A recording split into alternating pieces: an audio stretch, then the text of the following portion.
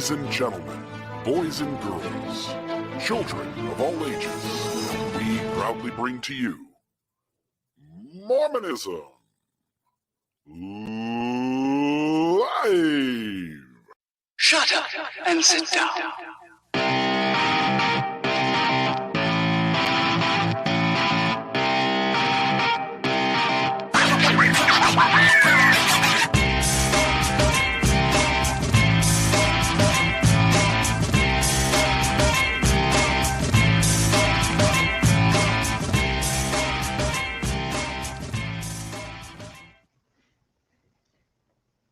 Where's the applause? Where's the applause? Is there no applause tonight? Is there no help for the widow's son? It was playing on my end. I don't know why it wasn't playing for you guys. Well, obviously they like you better than they like me because I heard nothing. I probably was the only one who heard it. Something I did an episode earlier this week where it played the intro, 2 tracks of it at the same time that sounded really horrible. But yeah, I heard that. I always say, boy, that just cut that right off. How are you doing tonight? I'm doing great, thank you. I have a T-shirt on. Captain America. It's Captain America, absolutely. Look at that. Legendary dad. This was a Christmas gift from my daughter in Utah, who I'm doing a big shout out to right now. How many kids did Captain America have? I have no idea. None that I know of. So I don't you're think a better Bucky dad. was You're a his better kid. dad than him. Well, thank you. That's high praise indeed.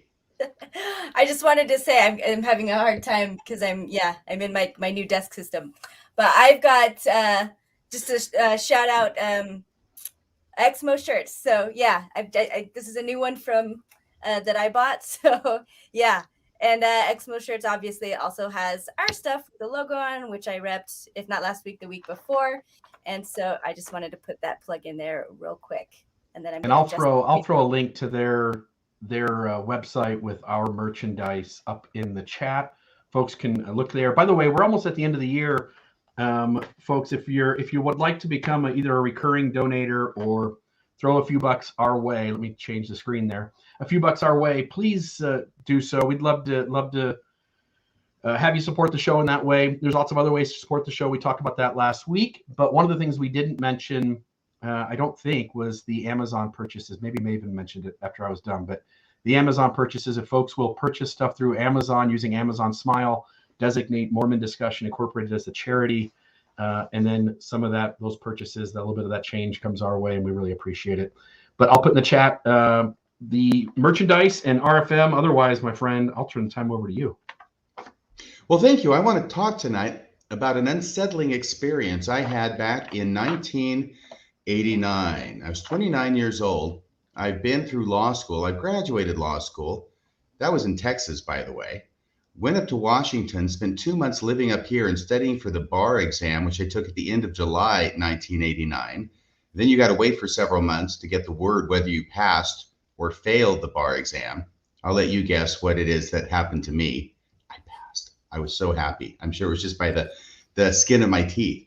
But I didn't find that out until October. And you get that envelope and you're going, oh my gosh, this is worse than a mission call, at least for me. So during that time period, though, August, September, and into October of 1989, I'm back in Texas. I'm hanging out. I'm working half-time clerking, and I've got more time on my hands, and I'm reading, which I tend to do. And I read about Mormonism, which I tend to do. And as you'll recall, if you know anything about me, during the 1980s, I am heavily into Mormon apologetics. I wanted to be the Book of Mormon answer man. And by the end of the decade, I felt that I had achieved that legendary status of Book of Mormon answer man. You remember I even did an entire institute course, 12 lessons about defending the faith. That was in the spring of 1989, before I went to Washington for the bar in the summer. I come back, and now somehow, and I don't know how, I'm trying to broaden my reading. And I got a hold of a 1985 issue of Sunstone magazine. And there was an article in there, and it was called Spirit Writing. And I read this article, and I was very, very disturbed by what I read in this article. And it's one of those articles that when you're a believing and devout Latter-day Saint, sometimes you have the experience of reading something and then wishing that you had not read it, and then working hard to forget that you read it. And that was the experience that I had with this article because it struck so close to home. And one of the reasons is because one of the foundation elements of the Book of Mormon, there's lots of things when you're an apologist, you know, there's chiasmus, there's all sorts of things that show the authenticity of the Book of Mormon. But one of the main components of that is the manner in which it was produced. And this gets a lot of play in apologetic circles and in non-apologetic circles, that Joseph Smith dictated the entire text of the Book of Mormon as we have it today in approximately 3 months. And there's a lot of stories about that, as we know, that he would go out, he'd leave off dictation, he'd go out, they'd do something, they'd skip stones, they'd have dinner, they might even, go to sleep for the night, they had to do that. And then he'd come back to the dictation, and without having anything read back, he'd start off again. And he didn't have to be cued on where it was that he was in the dictation process. He would just pick up where he had left off. And just all these words coming forth from Joseph Smith with very little in the way of correction afterward. Obviously, grammar has been modified a lot since then, but really very little in the way of tweaking it after it came forth from Joseph Smith. So, having said all of that, when I read this article, it dealt a hammer blow to my testimony. It didn't completely destroy it. No, I was a member of the church for 3 decades after this, and still am today. But as we go through this, I hope that you will put yourself in my shoes back in 1989 and feel with me what I felt then, as much as you can. And maybe you'll be able to appreciate why it is that this was so disturbing to me when I read it. The subject is spirit writing. It's also called automatic writing. This is an article that was written by Scott C. Dunn, D-U-N-N, no relation that I'm aware of to Paul H. And hey, Maven, how you doing tonight? Hi there. I just wanted to jump in real quick and say that we've got to change the. See, I'm not as good as Bill with this part. So yeah, I just wanted to say Brian Hales in the comment section on your Facebook page would also agree with you that this is it's just too much for Joseph Smith to have been able to do. And so, and I did just want to jump in and say just a real quick precursor. We had Brian Hales on the thumbnail for this, and originally the episode was going to dig much more into things that Brian Hales has said, but there's so much to automatic writing that basically we kind of changed to this. But we still want to make sure Brian Hales is involved, so I've made sure that he is, and it's mostly through his comments underneath the thumbnail on RFM's page, and I think they really still add to the show. So that's just a heads up. Thank you. And by the way, for those of you watching live, we were about 6 minutes late getting started. The reason why is because Maven has been doing all this work since our meeting this morning, where we went over tonight's show. And she's done so much work to make these slides so much better, and adding comments from Brian Hales as well. We were not trying to do a gotcha with Brian Hales. Actually, we were going to talk more about Brian Hales in the first part, and then the second part, it was going to be automatic writing. But I started researching this a couple of days ago, and by researching, I mean outlining, and it became rapidly clear to me that we were not going to have time to do both of those parts. Each of those parts would be its own episode. Maybe we'll get to the other part some other time, but we're just focusing on automatic writing tonight. And yet Brian Hales went in the comment section. He made a number of statements, which will be, I think, interesting as we go through tonight's discussion of automatic writing. It's pretty amazing, I gotta say. But I'll drop off and I'll run the slides. So. Okay, thanks so much, Maven. All right. Well, in this article from 1985, Sunstone, Scott Dunn gives a definition of automatic writing. And Bill, can you read that for us? It's on, well, I don't know that I need to announce what page it's on. We'll have a link to the article itself in the show notes, I'm sure. Yep. But here's a nice definition. After you get through the first sentence, and I'm not expecting anybody to know who these people are right now, but the part that starts with this term of automatic writing. This term refers to the ability to dictate or write material in a relatively rapid, seemingly effortless, and fluent manner. Moreover, the practitioner of automatic writing does not consciously compose the material.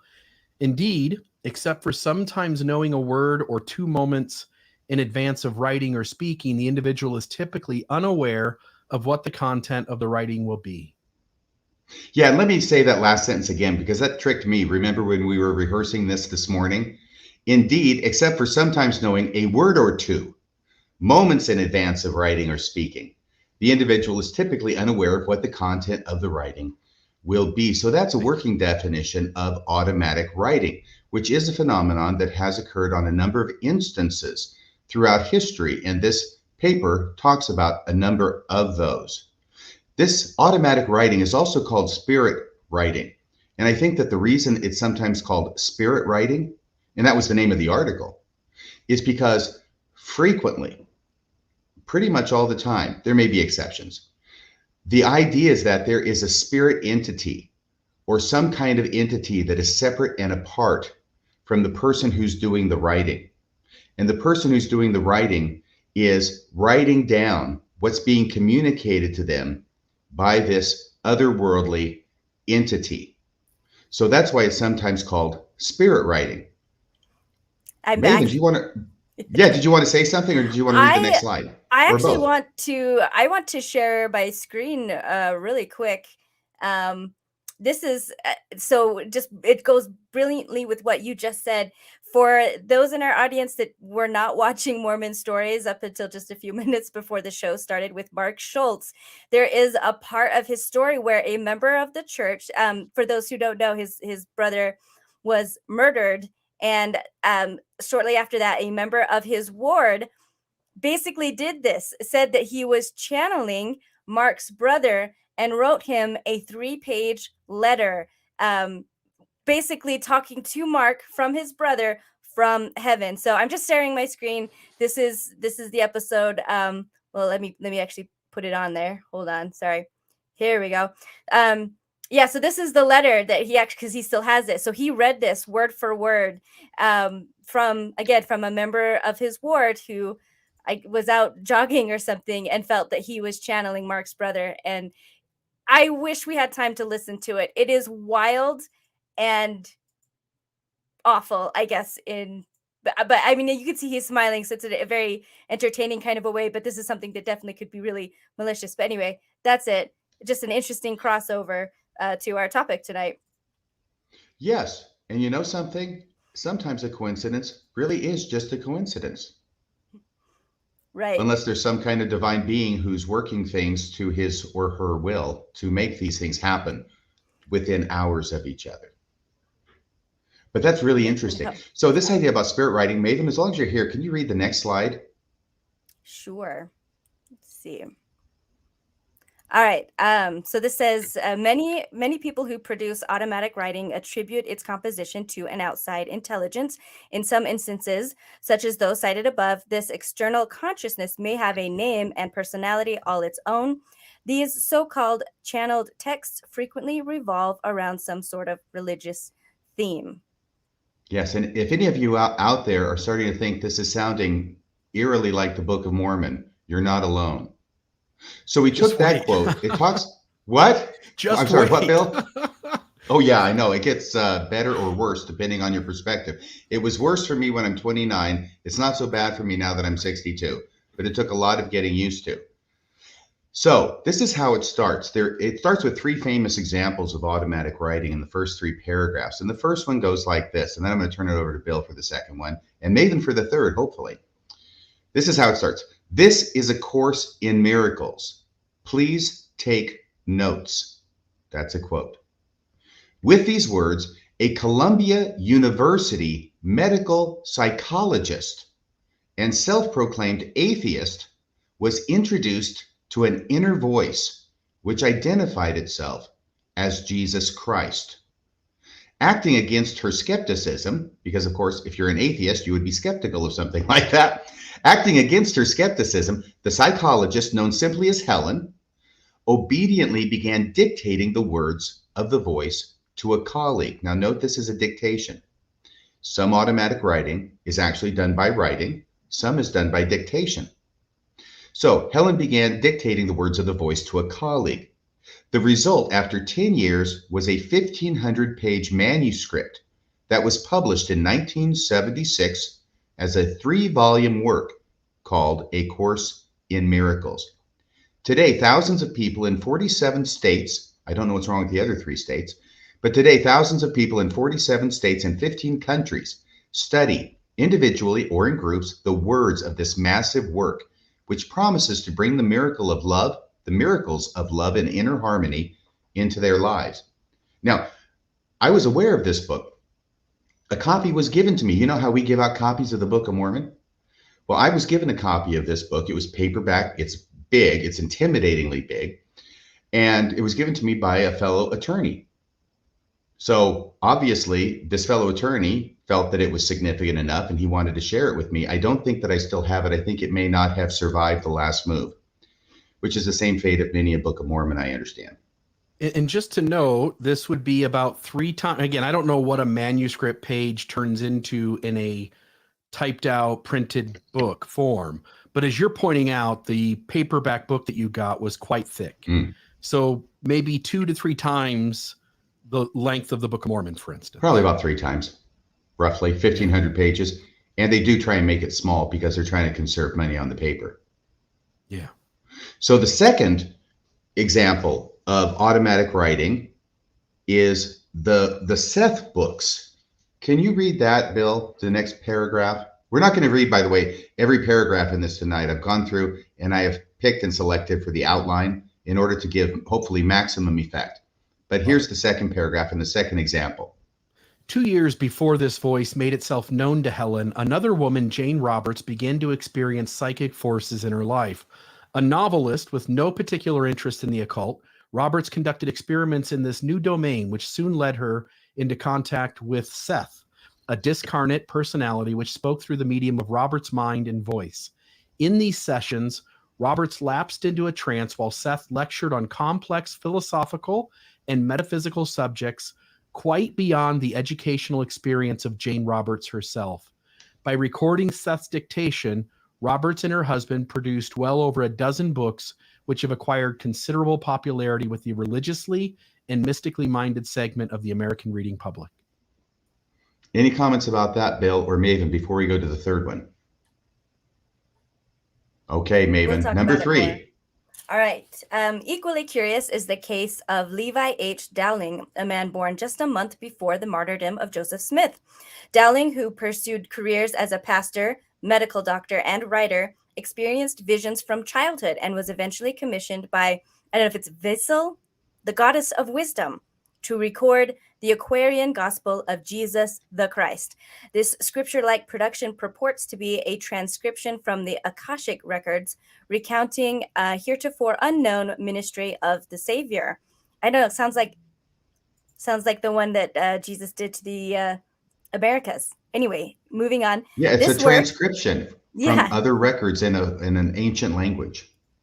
This work, which is still available in bookstores today, comments on the natures of God and man, prophesies its own coming forth, and contains many other teachings familiar to Bible-reading Christians.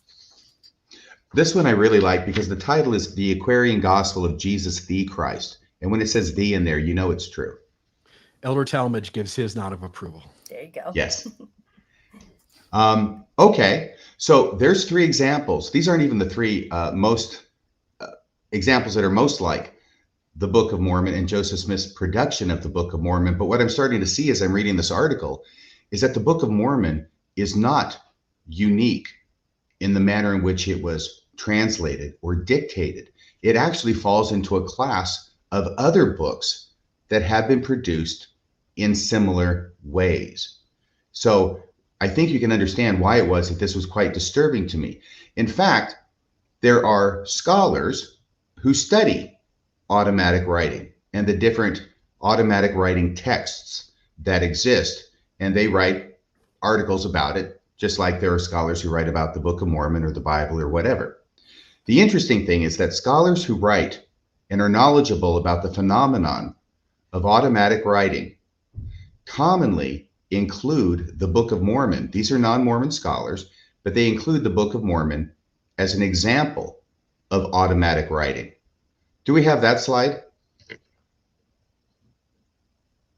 Maybe she already changed the slide while I was talking. Yes. So this one says, if you go down after the first paragraph, well, let's just start from the beginning. Interestingly, there are a number of significant parallels between such instances of automatic writing and events in the life of the prophet Joseph Smith.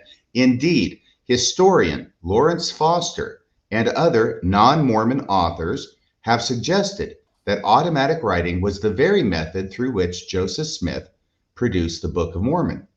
Such a claim, if correct, can have many important implications for the way we approach our latter-day scriptures. And then it says, before exploring the validity of this contention, however, it will be helpful to acquire a greater understanding of the various forms, techniques, and causes of automatic writing. So the next one he's going to give is another example of automatic writing called OWASPE, or OWASPE, OAHSPE. And Bill, would you be able to read this next slide? Yep.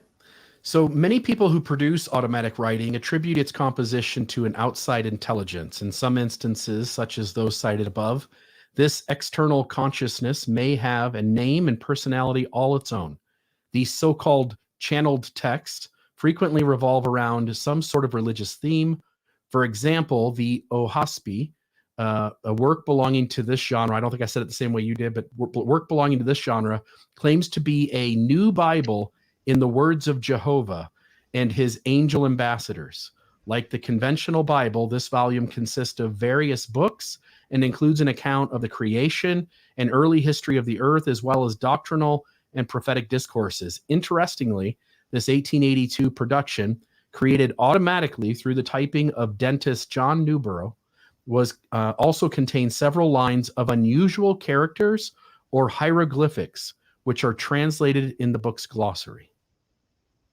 So here's a fourth example of automatic writing. It's a famous one. Bill, did you have any comments about that, or Maven? Well, the hieroglyphics obviously has a connection to Mormonism. As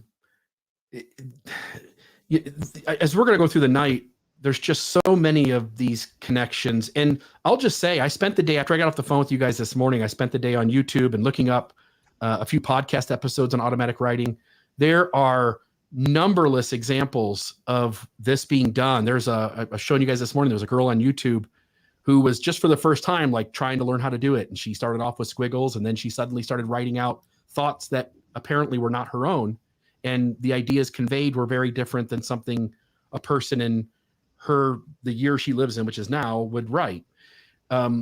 People have found, like, some of these automatic writers have found buildings that they knew, that they were told existed from an outside source in the modern moment. Let me try if I can explain this better.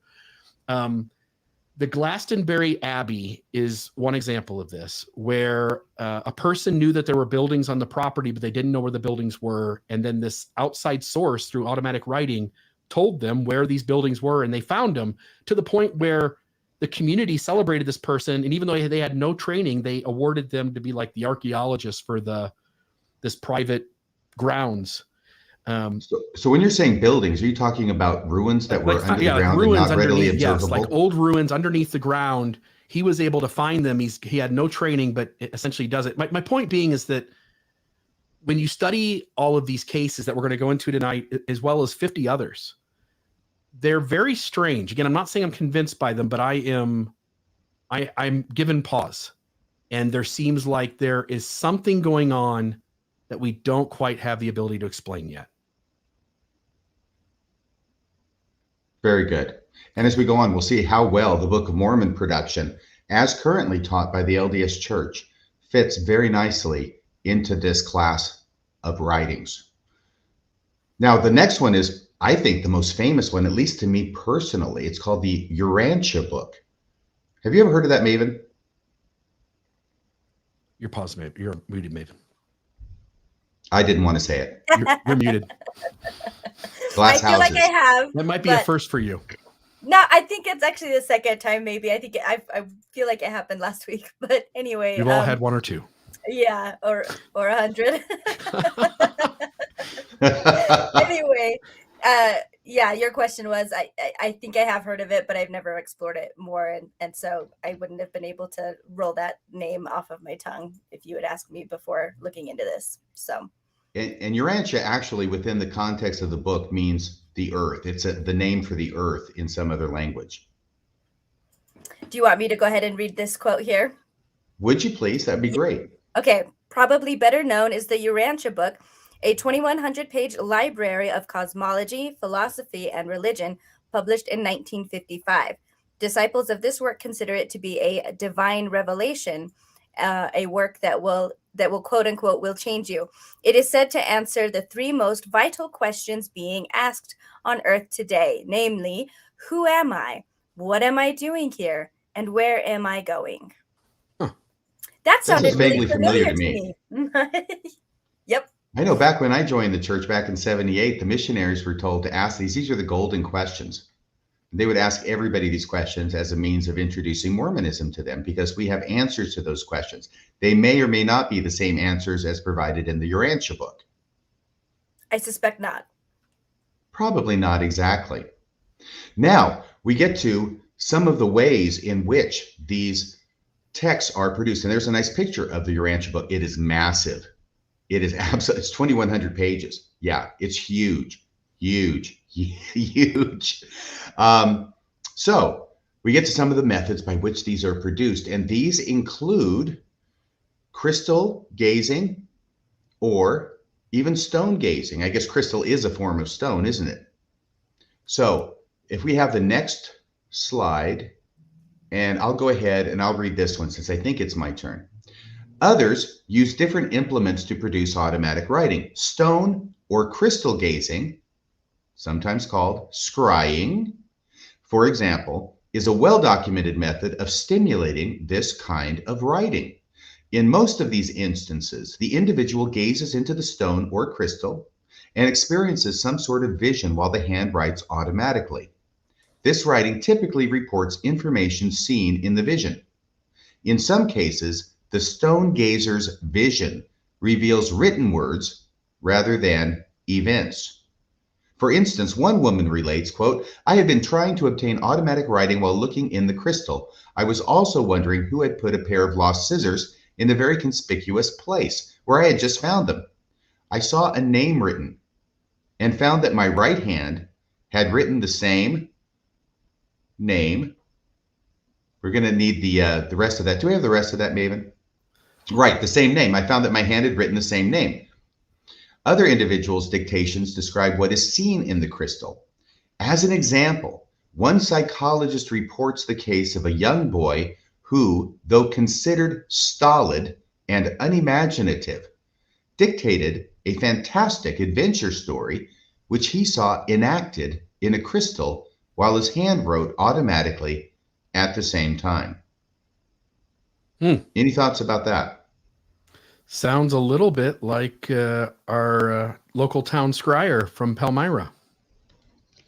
Yeah, it's this use of the stone or crystal in order to stimulate automatic writing, sort of as a focal point of some sort. And interestingly, there's a case of a young boy who is not very learned, not very imaginative, and yet he writes a fantastic adventure story, something completely unlike him. And when I see that, I think of the stories about Joseph Smith being uneducated and not able to produce the Book of Mormon by his natural abilities. We'll find more about that later on in the article with other instances of this. So now, oh my gosh, okay, hold on to your hats now. If we go to the next quote, we'll find that some people who do this, and there's actually two different instances of this. This is the first one. We'll talk about the second one later, that they're actually able to continue writing even after a break in writing without having any of it read back. Now, Maven, is it your turn? No, it's Bill. She's pointing up. I can see her from here. Bill, it's your turn. All right. A number of people, including Jane Roberts, create involuntary script while in a trance. Nevertheless, many automatic writers produce their works while fully awake and alert. This is the case with Helen, the woman through whom A Course in Miracles was composed. One writer reports that if the, quote, telephone rang during a dictation session, she could interrupt to answer it. The voice, which dictated the work, waited patiently for her to return and then resumed in mid-sentence, if necessary, exactly where she had broken off, unquote. Right. And that's in an article from Psychology Today. Of course, we're all familiar with the story about Joseph Smith being able to do the same thing. And of course, I'm reading this and I'm reading more and more similarities, and I'm getting more and more disturbed. Back in 1989, I don't know if anybody's listening to this is having a similar experience right now. So that's one thing there. That's another thing there. Excuse me. Also, we are often told that Joseph Smith's creation, dictation, translation of the Book of Mormon is phenomenal in that it reflects things that are in it that were beyond his knowledge or his comprehension at that age in his life based upon his education. Well, lo and behold, we find the same sort of thing with automatic writing. And now, Maven, is it your turn? Yes. Okay, thank you. All right. Is this the right as with method? I I feel can like double back check in as Sunday you're- school. Or like, am I Well, reading the explain. right verse? Yes. All right. Yes, you are. Thank Okay. you. The quality of material obtained through automatic writing varies widely. Much of it is, as one author observes, taken up with platitudinous moralizing or verbosely expressed spiritual philosophy. Most of it inferior to what the writer could produce in a normal fashion. However, this is not always the case. Some works seem to exhibit writing skills and awareness of facts far beyond those which the individual normally possesses. For example, in speaking through Jane Roberts, the personality of Seth once carried on a conversation with a professor of psychology using appropriate terminology and making reference to esoteric philosophical theories of which Jane herself had no apparent knowledge. The psychologist later wrote that he, and this is the quote, chose topics of conversation which were clearly of tolerable interest to Seth and considerable interest to me, and which by that time I had every reason to believe were largely foreign territory to Jane. Also, I chose to pursue these topics at a level of sophistication which I felt, at least, made it exceedingly improbable that Jane could fool me on. So impressed was he by the results that he affirmed, I do not believe that Jane Roberts and Seth are the same person or the same personality or different facets of the same personality. So very interesting that Seth, the disembodied being who is giving this information to Jane Roberts, is apparently able to discuss matters in a depth that Jane Roberts herself likely could not have done on her own. Yeah, I'll just say that this is where it starts to get weird for me. Like up until now, my skeptical mind can kind of just dismiss all of this out of hand. But as we go from here, kind of going forward with some of this other material, you start to notice that there are third parties who come in late. And as other parties, besides the folks who are suggesting that they have this ability, there are these other parties that come in later, start to kind of compare these texts to things, start to try to question the folks who claim that they're giving this writing from some other source. And it starts to all get kind of weird. It begins to kind of look like, again, something's going on here that we can't quite explain. Right. And so scholars, of course, have looked at this and they're trying to figure out what is causing this. Obviously, we have these books. They exist. They are a fact. And how do we account for the manner in which they were produced? Well, you could just take these people's word for it and say, well, Seth wrote this or whoever wrote this and channeled it through the person who dictated it or wrote it out at their behest. On the other hand, that doesn't have to be the explanation. And a lot of people who are scholars in this, and I think probably a lot of people in the audience already saw a comment that went up that indicated this. They think that it probably has something to do with the subconscious of the individual manifesting itself in a way that is foreign or unknown to the conscious self, such that it seems to be someone from outside giving this information. And we have a slide on that too, I think, where it says, partly for this reason, many students of automatic writing have sought other explanations for this phenomenon other than it's just what they say it is. Although research in this area has been relatively scant, a number of the available studies suggest that both the content of automatic writing and the spirit personalities purported to produce it are creations of unconscious levels of the human brain. Indeed, information found in automatic writing can very often be traced to events, facts, or ideas to which the automatic writer was exposed during his or her lifetime. Now, I certainly, I haven't done the kind of investigation that scholars of this have, but I immediately lean toward the subconscious as being a likely source for this.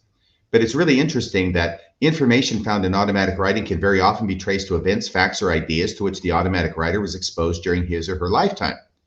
Well, if we're talking about the Book of Mormon and Joseph Smith, I would say the Book of Mormon, beginning to end, contains events, facts, and ideas to which Joseph Smith was exposed during his lifetime.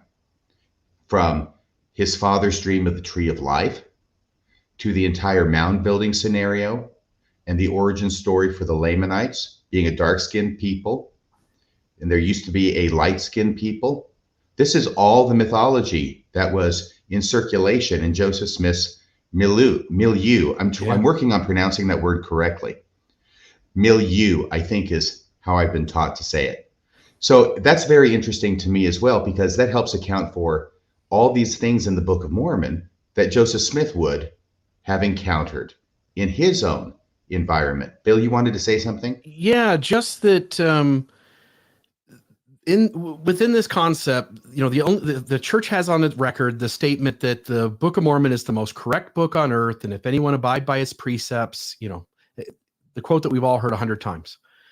And you'll hear certain scholars sort of defend that as like, no, the book has errors in it, but what it does is it's got the precepts of the gospel of Jesus Christ that will get you closer to God if you abide by its precepts.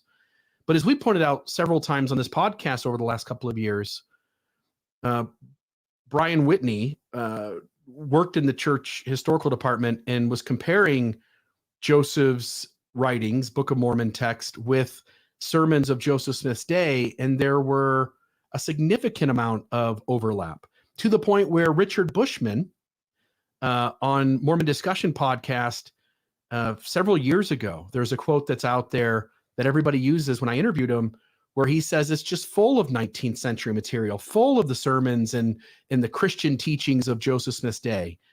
And so when I sit here and say this topic gives me pause, here's what I mean. I'm not saying I buy into that there are spirit entities controlling someone's mind. What I'm saying is that when we look at the Book of Mormon, for us to go like, okay, it's the most rational conclusion for us to say this is the God's book, given to us to bring us closer to Christ, then we have to take all of these other books that we're looking at, all these other things done by automatic writing, and say, is this the same sort of thing? Or is the Book of Mormon unique in some way, which is the reason you had the topic name, is the Book of Mormon unique? And as we go through this, folks are going to just really deeply realize that there really isn't anything about the Book of Mormon that is unique. Every piece and part of it seems to show up on some level, at least in terms of theme, in the kind of topics that we're covering like tonight. You're muted now, my friend. Hey, Maven, can you come back on? Because I want to ask you both a question. We had this interesting thing that happened this morning, is that neither one of you had read this article before I presented this material to you this morning. And there's more to go, by the way. But it was fascinating to me to watch both of your reactions on the screen as you heard this stuff for the first time. And I was hoping that Bill and Maven, you could each take a couple minutes and explain to the audience what it was you were experiencing. Bill first. I'm sorry, Maven first. Oh, okay. Yeah, it was just wild to me, because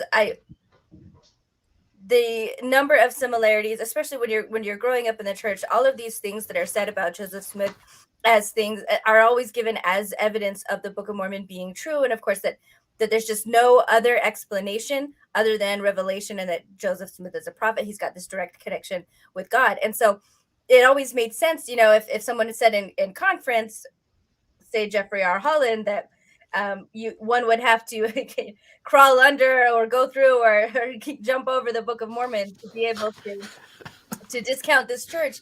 It made a lot of sense, because it really did. That was the only narrative I had, and it really does seem so miraculous and so unique, to use the word. And so to find out, I mean, I've been out of the church for 3 years now. Or I've lost my testimony for 3 years, and I've learned all about the different plagiarisms, the Adam Clark commentary, all of these different things are out there and pretty well known and pretty well covered. And those all were enough to make enough sense for me to still debunk and get through the Book of Mormon. It's not a problem for me. But this stuff is so much closer than all of that. I still think all of that is at play here, but I don't know. It just astounded me that there are so many similar stories of what Joseph Smith did, and even the process, right down to the interruption thing that we talked about. That was another big thing that really was a testimony builder to me, that Joseph Smith could just keep going wherever it was he left off. So yeah, I was astounded by, it's not just one or two things. I thought automatic writing I really thought it was like this fringe thing that probably wouldn't explain much, but like maybe some people would, latch onto. But yeah, those are my thoughts on this. Thank you, Bill. We're only partway into this, and so far I've got dictation, use of stones, Christian theology, answers the big three questions. The length of these documents are often much longer than the Book of Mormon. They have ancient themes to them. The person who seems to be channeling this either inner voice or outer voice is interrupted and comes back to return and can pick up right where they left off. And others outside of them find this to be deeply believable as they are interacting with the author of this process, who's channeling this source, and challenging them, and still seems to come out going like, something is weird here, and I can't explain this away. Right. And we had another quote that was on before that I wanted to mention, that regardless of what you think of the prose in the Book of Mormon, whether you think it is unimaginative and boring and pablum, or whether you think it's really meaningful writing that really speaks to you and is written on a higher plane, both of those are covered by automatic writing examples. Yeah, and I hope if there are believers out there listening to the podcast, I hope you'll consider the question of how do you discount these books, these writings, these projects, and accept the Book of Mormon as true, and not see that the rational mind would have to evaluate just as sincerely whether these writings come from God or not.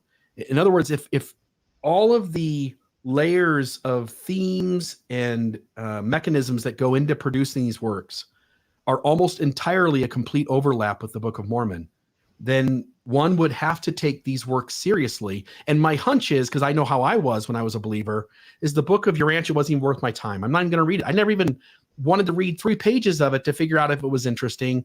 My believing Mormon brain said, don't worry about it. It's not even to be considered. And my hunch is that if folks would consider these automatic writing productions, you will find the writings to be just as mysterious, complicated, and coherent as the Book of Mormon. Right. That's ultimately the problem that I had, which is, on what logical, rational basis do I distinguish the Book of Mormon from these other writings? Are they all divine? Are they none of them divine? And if the Book of Mormon is divine and the others aren't, on what basis do I make that determination?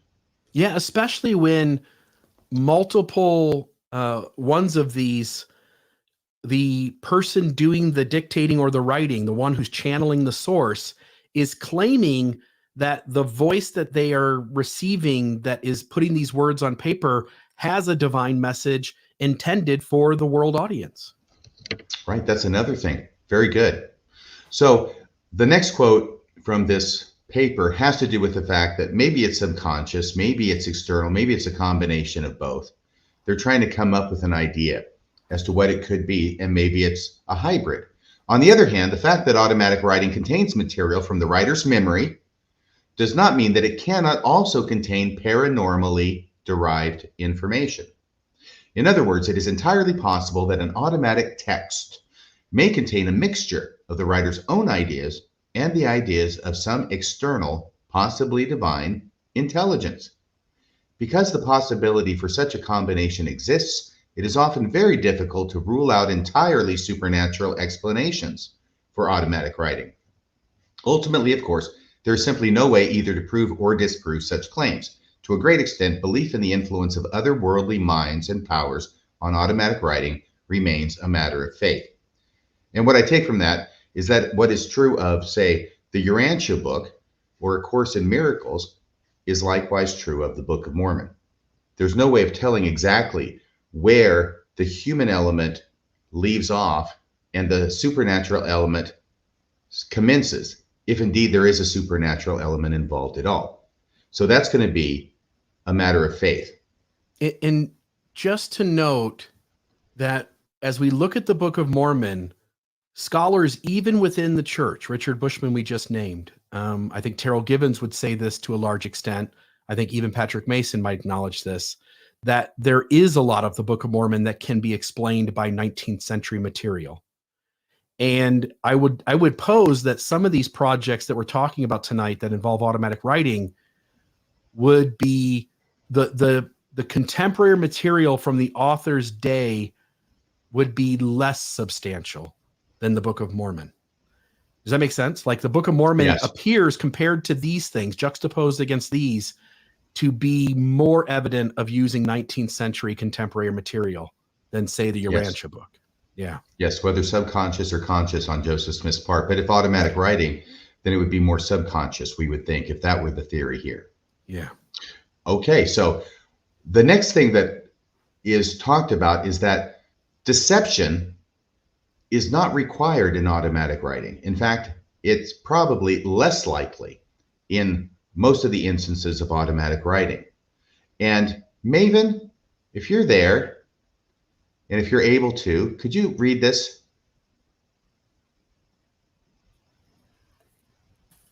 All right, none of this is to suggest deliberate deception on the part of the automatic writer. On the contrary, the best known practitioners appear to be very sincere individuals who are unfamiliar with the latent abilities of the human mind.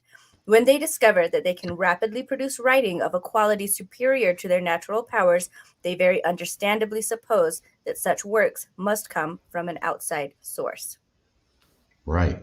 If I'm Joseph Smith and I've just dictated the Book of Mormon, I'm probably going to think it's from God too. Yeah. All right. Now we get to the ultimate example, and by that I mean the example of automatic writing that most closely resembles the Book of Mormon. If you thought what we've seen was close, you ain't seen nothing yet. And this has to do with a lady named Pearl Curran. And Pearl Curran, oh, we already have the clip up there, but Pearl Curran channels a being from outside of her. And the being that she channels is named Patience Worth, W-O-R-T-H. So Pearl Curran is the human being who's doing the dictating and the writing, and Patience Worth is the individual who is giving her this information. So what this says is, but what, if anything, does this have to do with the Book of Mormon? As if we haven't already figured that out yet.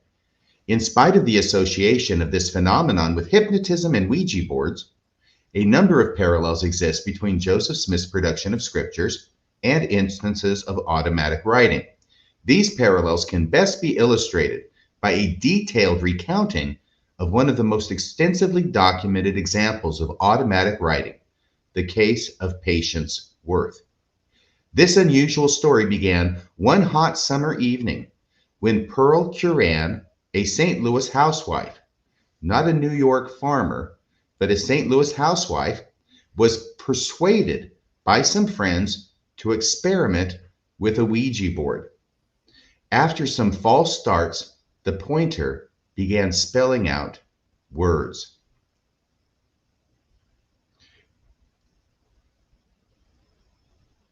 So do we have the words that it started spelling out? I don't know if we do. Let me see here. Let me go to my outline here. Okay. Excuse me. Here we go.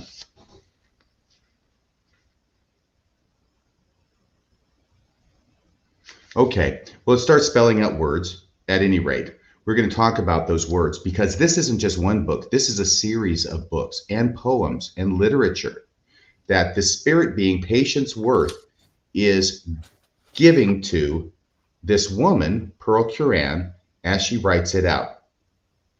So it says, unlike many instances of automatic writing, these works by Pearl Curran, or by Patience Worth, if we're going to accept her story, unlike many instances of automatic writing, these works exhibited impressive literary quality. A preeminent literary critic of the day, William Marion Reedy, though not believing Patience Worth to be a genuine spirit, referred to her poems as extraordinary and near great. A professor of English from Virginia found some of them superior to the verse of Chaucer, Spenser, and even Shakespeare. While most readers of Patience's work were not this enthusiastic, even the most unbelieving of critics admitted that there were occasional passages of undeniable simplicity and beauty, or that it was all good literature and deserves reading on that account alone. In 1916 and again in 1918, Patience Worth was listed in a highly respected and authoritative anthology of poetry. Now, once again, remember, Patience Worth is not the woman who's producing this. Patience Worth is the spirit. This would be as if Moroni was listed in a highly respected and authoritative anthology of poetry.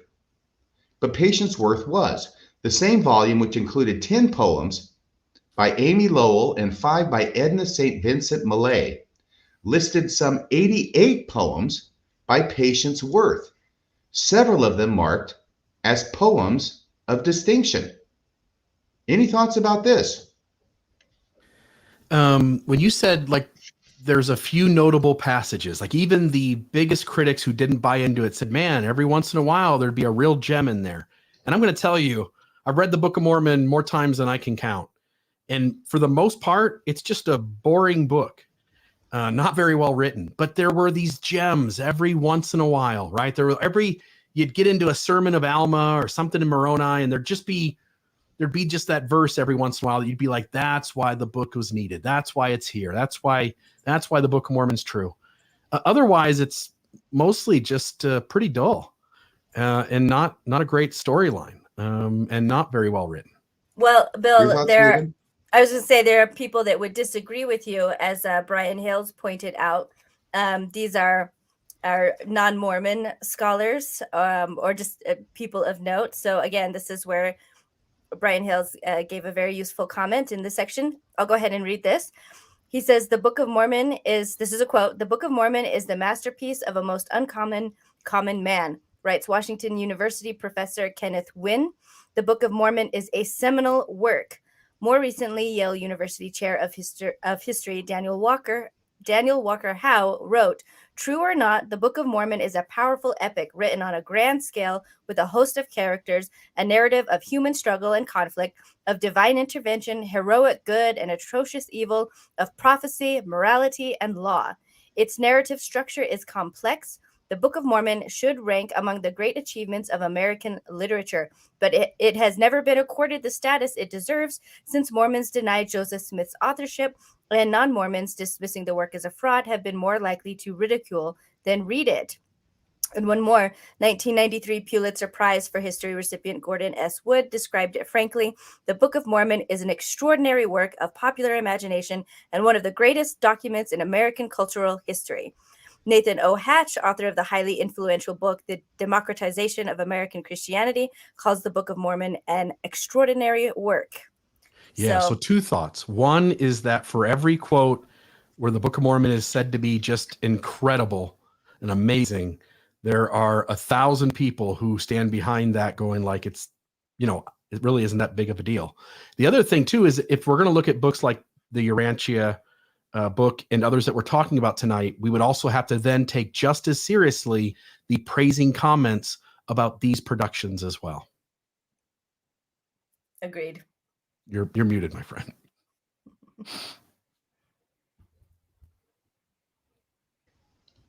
I'm sorry. I was trying to Google some of these names and see how many of them are Mormons. Because I got a feeling Nathan O'Hatch is. That would be interesting. I was assuming that Brian Hales was deliberately cherry picking non-Mormons. So that would be interesting. And I bet people in the comments will know as well. And the other question too, by the way, they're either believers, or if they're not believers, we have to ask them why they don't buy into it. Like, why are they not believers then? And then they have a whole separate commentary about why they don't buy the book as a divine work. And that should also, whatever that reason is, that should also be taken just as seriously. Yes. Yes, and Carrie's pointing out that praise and comments on the other books that we've been talking about is also immense. So yeah, exactly. So that's the thing, is that the very fact that some people have said laudatory things about the Book of Mormon doesn't separate it from automatic writing. It doesn't separate it from Pearl Curran's productions, because knowledgeable critics said very laudatory things about her productions, as well as have other critics said laudatory things about the Book of Mormon. It doesn't distinguish the two. It makes them more alike.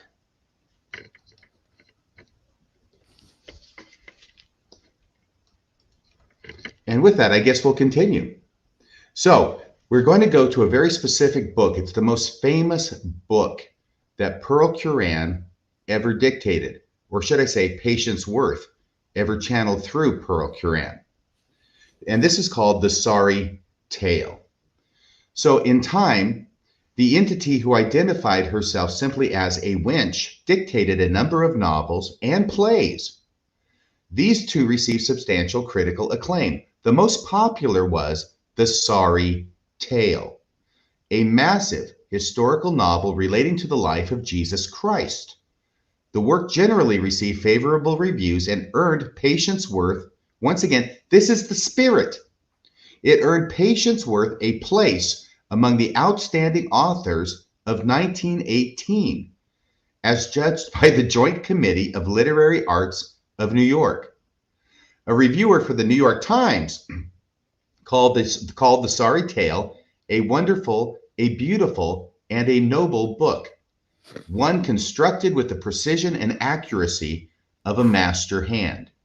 One scholar and critic wrote that the segment describing the crucifixion, a chapter of 5,000 words dictated in a single evening, is a composition of appalling force and vividness, and an interpretation on a high and sincere plane. Still another critic, also noting the book's spiritual and emotional impact, referred to it as a fifth gospel, a term Mormons sometimes apply to 3rd Nephi. So this sorry tale, the Sorry Tale, got incredible acclaim, and even got the spirit who allegedly produced it named one of the outstanding authors of 1918. Again, any thoughts before we go on? Just there's my point, is that if Brian Hales is going to go, no. The Book of Mormon is different than all the rest of these. Listen to how people praise the Book of Mormon. Well, then we got to take quotes like this seriously. And I also note the amount of content production in a single day, a chapter of 5,000 words in an evening. Again, one of the things we say about the Book of Mormon is how fast it was written. 90 days of production, the whole thing was written. Joseph Smith dictating whatever it was, 14 and a half pages a day. It's the same story. And anytime a Mormon apologist stands up and says, no, look how amazing the Book of Mormon is, the things we're sharing tonight are going to include almost every one of those things. Right. Sometimes we get into apologetics for the Book of Mormon, and we talk about ancient Hebrew literary forms or linguistic evidence that shows the Book of Mormon to be authentic. If we have the next slide, similar things happen with The Sorry Tale. You want to read this, Bill? Because you seem to be enjoying this. I love it. All right, here we we have go. the next one. I think we need the next one here. There you go. So, like believers in the Book of Mormon, followers of Patience Worth adduced linguistic evidence to show that the writing dictated through Pearl Quran did indeed belong to antiquity. They must have found Nahum inside this book, huh? While some of the language used by Patience was more ungrammatical than archaic, there appear to be occasional uses of genuinely obsolete English words, which Mrs. Curran simply would not have known. More striking still is the extraordinarily high incidence of Anglo-Saxon words in Patience Worth's vocabulary. While modern English descends from Anglo-Saxon, it currently uses a rather high percentage of words borrowed from other languages. The Declaration of Independence, for example, uses only 42% Anglo-Saxon words, the King James Bible 77%, and Chaucer 64%. However, Patience Worth's language, as measured in one of her novels, consists of an amazing 90% Anglo-Saxon words. In light of the fact that one must go back to writings of the 13th century to find a comparable percentage, it becomes apparent that Patience Worth's productions are, as one scholar put it, nothing less than a, quote, philological miracle, unquote. Right. So how on earth did she... Yes, Maven, go ahead. I just had a thought that when we had talked about this earlier, was that I know the 90% seems really high. It is high for the Anglo-Saxon words, but this is someone, I mean, it says in here, we'd have to go to the 13th century to get something as high, whereas Patience is claiming to be only from the 17th century. So it almost seems like too much to me, trying too hard maybe, or to me, I would see this actually as more evidence that it is coming from the subconscious mind of Miss Curran, because it's out of character even for the century that this Patience is supposedly coming from. But still, it is an interesting thing that is difficult to explain and has parallels with the Book of Mormon. So yeah, well, right, because Royal. Go ahead, Bill. And just to note that believing scholars in the church, as well as scholars who are among its critics, there's almost unanimous belief that the language style of the Book of Mormon is 19th century. In other words, if you go look at and compare it to the Late War, First Book of Napoleon, View of the Hebrews, what you end up with is a book that has the language that appears as if it was exactly written in the 19th century. Right, and Royal Skousen, who knows more about the text of the Book of Mormon than any person on the planet, he's done the exhaustive text going back to a critical edition, is the phrase I'm thinking of, the critical edition of the Book of Mormon.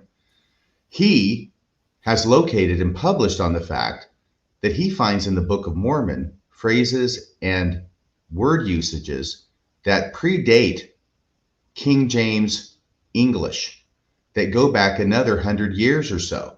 And so he has, believe it or not, if you're not aware of this, what I'm saying is true. It may sound difficult to believe, but he has postulated that there was a ghost committee of people from 200 years before the King James Version of the Bible came off the press, who themselves were channeling the language of the Book of Mormon through the stone to Joseph Smith, and thereby trying to account for the usages of words and phrases in the Book of Mormon that go back even earlier than the King James Version.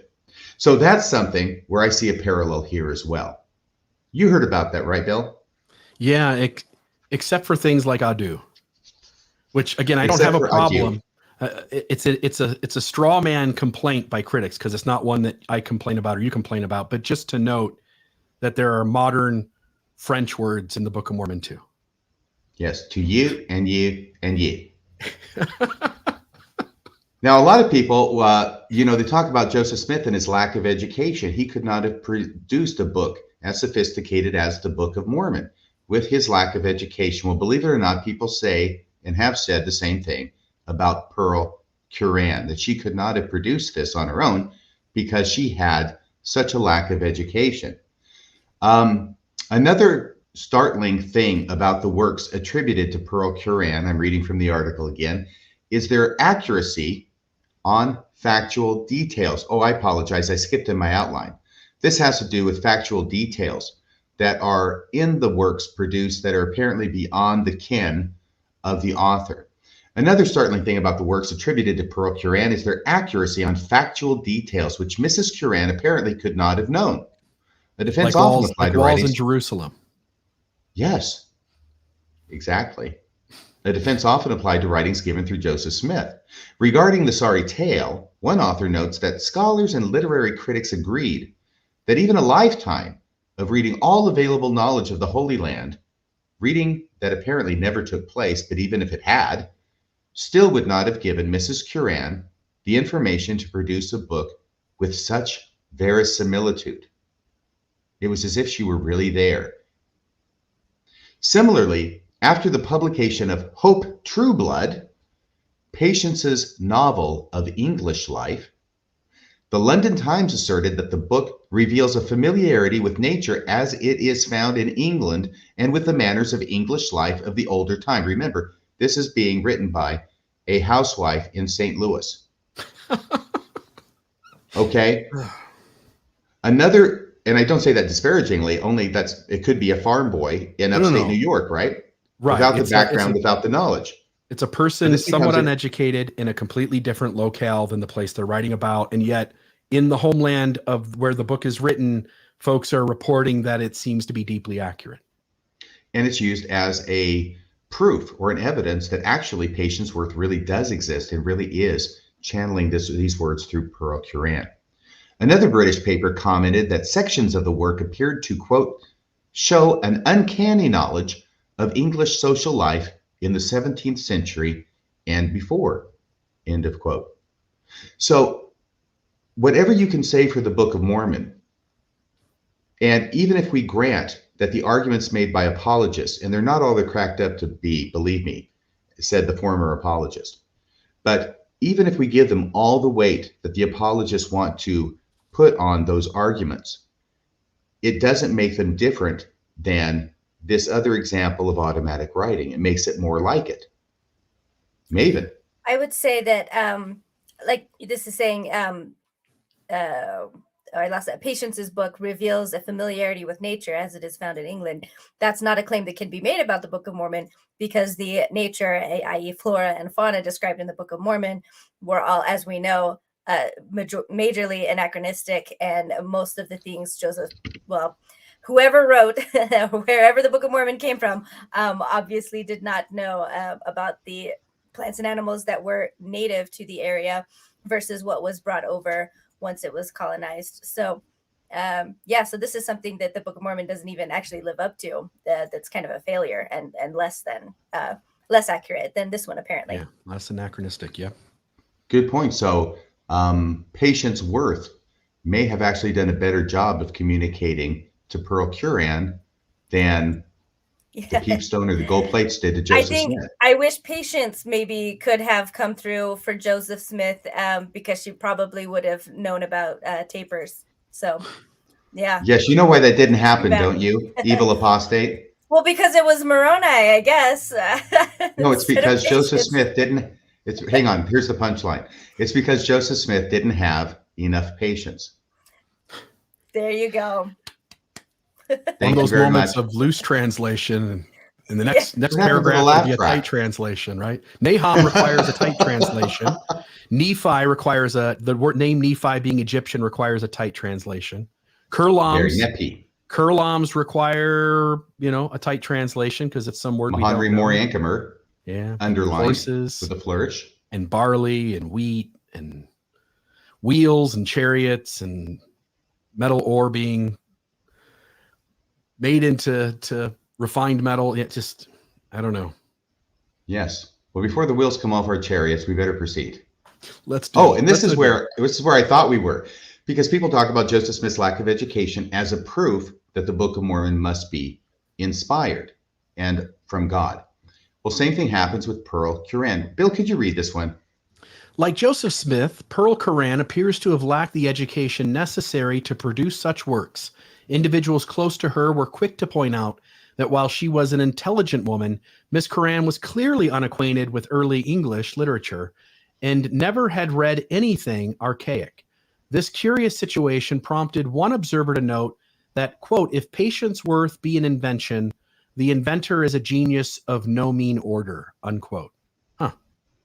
Right. Maven. Yes, I'm just popping up to represent. It's great. Brian Hales again. So here we have some more comments from him. And I'll just read the underlined portion of this first one here. He says, I think the Book of Mormon is evidence of God's influence because Joseph Smith simply didn't have the skills to make such a refined first oral draft of the Book of Mormon. And then on the next quote here, he says, if he was just really smart, then the historical record ought to document those skills independent of the dictation, right? Friends and enemies would probably have accused him of authorship and recounted experiences where Joseph Smith demonstrated great oratory or composition abilities, but none are found in historical manuscripts. Right along with that. And it reminds me of the one earlier where the psychologist is questioning the person and questioning them in fields that they couldn't be aware of, and they still seem to come through with automatic writing that addresses deep questions for which they weren't educated or informed on the topic. Right. And by the way, just to make this clear to the audience, these slides that you have from Brian Hales are from comments that he's made on the Radio Free Mormon Facebook page under the thumbnail that was just advertising the show tonight. Correct. So if people want to find those, you can find them on the Radio Free Mormon Facebook page, as long as Brian Hales leaves them up and doesn't delete them. Okay. Of course we have them. So I can't account for that. Screenshot. We know about Joseph Smith. Don't worry. Yes. If they disappear, right. just contact me. Well, we've got some of them right here. We know that Joseph Smith first started out with the seer stone, which he relied upon a great deal in producing the Book of Mormon and in some subsequent revelations. But then he graduated. We understand that he graduated from using a seer stone to not really needing it that much anymore in order to receive his revelations. A similar thing happens with Pearl Curran, if we have the next slide. While for many years, Mrs. Curran received communications from patients through a Ouija board, this method was not always employed. Just as Joseph Smith eventually began to dictate revelations without the aid of a seer stone, so Pearl Curran began to dictate the words of Patience Worth without a Ouija board or any other physical object. Mrs. Curran, quote, simply saw the pictures and the words in her head and called them out as coming from the hand of Patience Worth, end of quote. Yes? Sounds a lot like Joseph Smith's moving from the Book of Mormon into later things such as the Doctrine and Covenants. Yes, very much so. Book of Commandments. And I think it was Orson Pratt who gave us the famous quote about that. But regardless of that, sometimes people who are producing automatic writing go into a trance of some sort, but other times they are completely alert and aware of what's going on around them. Do we have the next slide? And can we get Maven to read this? Yep. Okay. As with other producers of automatic writing, Mrs. Curran was not in a state of trance. Oh, sorry, I got distracted. Was not in a state of trance, but was fully alert while dictating Patience's words. She would look over at a friend, wave, or even write a letter while dictating. Her dictation was effortless and fluent and could be performed for hours without stopping. She was known to have dictated nearly 6,000 words in a single sitting and was once timed at producing 110 words per minute. In sharp contrast, when Mrs. Curran composed her own writing, the process was much slower, sometimes requiring most of an afternoon to write a single letter. And I don't have it ready, but this reminds me of the what we have from Emma about Joseph Smith struggling to pen a letter as well. So, yeah. Right. He could not dictate such a book as the Book of Mormon, much less, a simple letter. Yes, that's the quote. 8 to 10 pages a day. Yep, and 110 words per minute. By the way, as a typist, that is burning up the keys on a typewriter. If you're doing it by typing and she's dictating 110 words per minute is very fast. Amazing. There's that voluminous output along with being alert while she's dictating. And then again, we have another interesting quote about starting again where she stopped. Now, this was confusing to me the first time I read through this article. The first quote about starting again where you stopped without reading back was A Course in Miracles. But this is a different work by a different author, and the same thing happens here. Now, Bill, can you read this one? Yeah. One respected journalist made an intriguing observation about the composition process. Quote, each time the story was picked up at the point where work stopped at the previous sitting, without break in the continuity of narrative, without the slightest hesitation, without the necessity of a reference to the closing words of the last preceding installment. Compare this observation to that made by Emma Smith regarding the production of the Book of Mormon. Quote, Joseph would dictate to me for hour after hour, and when returning after meals or after interruption, he would at once begin where he had left off without either seeing the manuscript or having any portion of it read to him. This was a usual thing for him to do, unquote. Those look like similar. the same idea. Exactly the same kind of idea. And I'm just stunned and overwhelmed by the similarity between the Book of Mormon and other instances of automatic writing, specifically Pearl Quran, and specifically the Sorry Tale. Now, let's go to the next slide. We're going to read the next 3 slides pretty quickly because this is sort of a summary where the author talks about the different evidence that's been adduced about automatic writing and how it compares to Joseph Smith's production of the Book of Mormon, as if we haven't already seen that. Excuse me. So, Maven, can you read this one? Yep. Okay.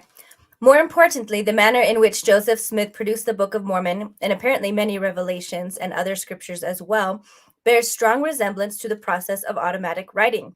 For example, there is no indication that Joseph used notes or outlines nor conducted major reworkings of the materials he dictated prior to their initial publication. While such conditions are characteristic of a relatively simple translation task, they are also typical of automatic writing. I just want to note that in instances where Joseph Smith demonstrably used notes of another person, we also don't have the scribes reporting that he used notes. You're muted, my friend. Right, like the Adam Clark Bible commentary. Yeah. And like the Bible. Yeah. And the Book of Abraham. Yeah. As Garth said, he had this comment earlier. How come Emma didn't say he used the King James Bible for the Isaiah chapters? So, yep. Astute. Because it might not be faith promoting, I think, is the simple answer. Yes. Yeah. So, is this the next slide, Maven? Yes. So I'm going to read this one and you read the last one. Is that okay? To Maven, I'm asking. Okay. Yeah, I can do that. Okay. An understanding of automatic writing also reveals a number of problems with certain traditional Mormon apologetics regarding this standard work, i.e. the Book of Mormon. An oft-repeated defense of the Book of Mormon, for example, asserts that Joseph Smith was too ignorant and uneducated to create a book of such complex construction and profound teachings. But this is exactly what other producers of channeled texts, i.e. automatic writing, have accomplished, most notably the unlettered Pearl Quran, whose moving religious novel won the praises of historians and literary critics alike. If the Book of Mormon is to be defended as a uniquely inspired ancient text, it must be done on stronger ground than this. And then the last one, similarly, some Mormon apologists have claimed that evidence for the Book of Mormon's antiquity somehow proves or validates its doctrinal teachings and even the existence of God. Such claims are clearly made in ignorance of channeled texts, many of which evidence historical and philosophical knowledge beyond that of the person through whom the writing was transmitted. Since the theologies of these writings clash with the Book of Mormon and with each other, it seems specious to suggest a connection between the doctrinal claims of a book and the miraculous aspects of its content. Right. So just because something's miraculously produced does not thereby certify the accuracy of the doctrine and other things contained in it. That's what I'm getting from that. Is that what you got, Bill? Yes, I'm sorry. I'm sitting here making notes of the fact that if Joseph Smith is using the mode of automatic writing, and it really does fit this lens almost perfectly, right? This way of going like, okay, there's this phenomenon that happens.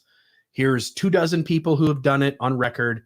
Here are the overlap of similarity between methodology, mechanisms, the criteria, whatever it is.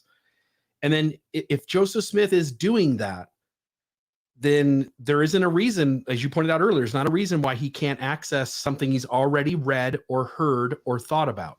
So the Mound Builder myths, Dad's Dreams, Adam Clark's commentary, sermons of his day, the language used in other books such as The Late War, the first book of Napoleon.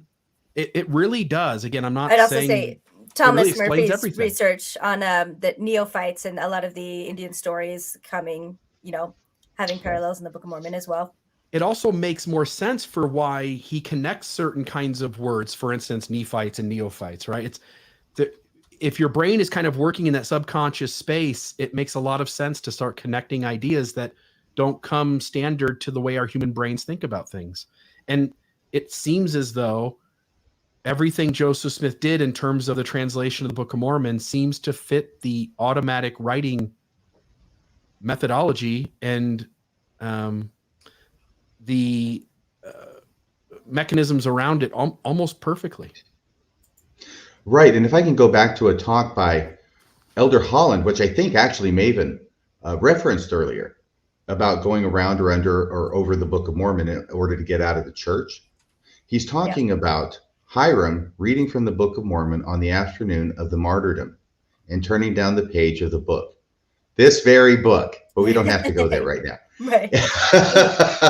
Anyway, but then he went on to say, why would Joseph Smith and Hiram Smith both give their lives voluntarily to something that they knew was a fraud? Now, I think that assumes a lot that is not necessarily true, like the fact they knew they were going to get killed. Okay. I don't think they knew that. I think that was a surprise to them both. But let's assume for the sake of argument that Elder Holland is correct in that they did give their lives for this book because they knew it was true and it wasn't a fraud. That fits automatic writing as well. Yeah. Okay. So having said that, now we get to go to Brian Hales, who apparently is willing to come on the show. Maybe we'll talk to him about that at some other time. We can work out some details. But he's going to be here from a recording of an interview that he gave at Gospel Tangents. It was over a year ago. And what Brian Hales has done... It's Rick Bennett, by the way, the host of that. Yeah, Gospel Tangents. Thank you. Rick Bennett is the host. And there we see him, sort of like Spirit right there. I can sort of see through him.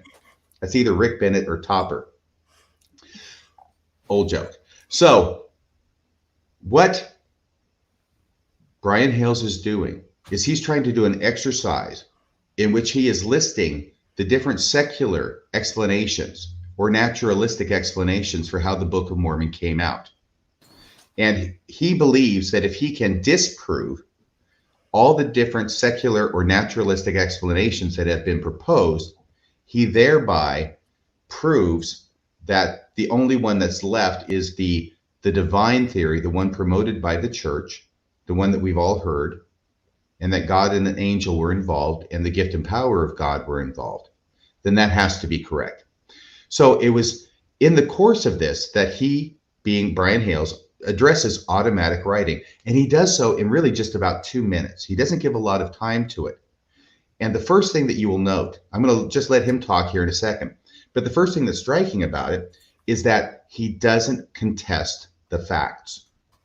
He understands and recognizes that the Book of Mormon does fit into the category of automatic writing. And he knows about Pearl Quran, and he knows about the Sorry Tale, and he knows about picking up the dictation where it was left off. And then he's going to try and distinguish the Book of Mormon from other instances of automatic writing. And I'll let the audience see how they feel, how well Brian Hales does with this. The fourth theory is really interesting. We call it the automatic writing theory. Now, automatic writing, there's actually two flavors. Psychologists, particularly around 1920, were doing experimenting where they would take a person, and what the psychologist wants to do is find things that are in a person's unconscious. They've been stuffed there because they're too hard to deal with by the individual. And if you can get them out carefully and talk about them, you can increase a person's mental health. They'll feel better, less anxiety and things. So they want to get stuff out of the unconscious part of their brain. And they would isolate their arms and get them kind of really relaxed, and then their arm would just spontaneously write. That's automatic writing. That's the most clinical version. And then the words that are written would be used in therapy to try to help the person with things that have been stuffed into their unconscious mind.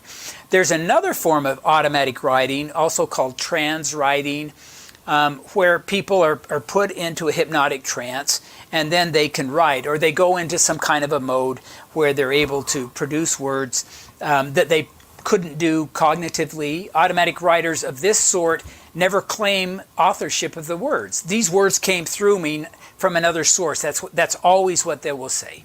And in this respect, Joseph Smith is very similar. Okay, but the problem is that by showing a similarity, and the most common one is a woman named Pearl Curran, and Pearl produced over 4 million words during her lifetime. Mm-hmm. And one of the books that she produced was called The Sorry Tale. It's about 260,000 words. It's about Christ. And it's been compared to the Book of Mormon. It came in sessions that were producing 3,000 to 4,000 words a session through a Ouija board, not a seer stone, but it just came and it flowed. And when she'd stop and start up the next day, she wouldn't have to go back, just like Joseph. Lots of similarities. But when the naturalists try to use automatic writing as an explanation, they actually are not giving an explanation. They're just kicking the can down the road a little ways because they don't have an explanation for how Pearl Curran and other automatic writers are producing their words.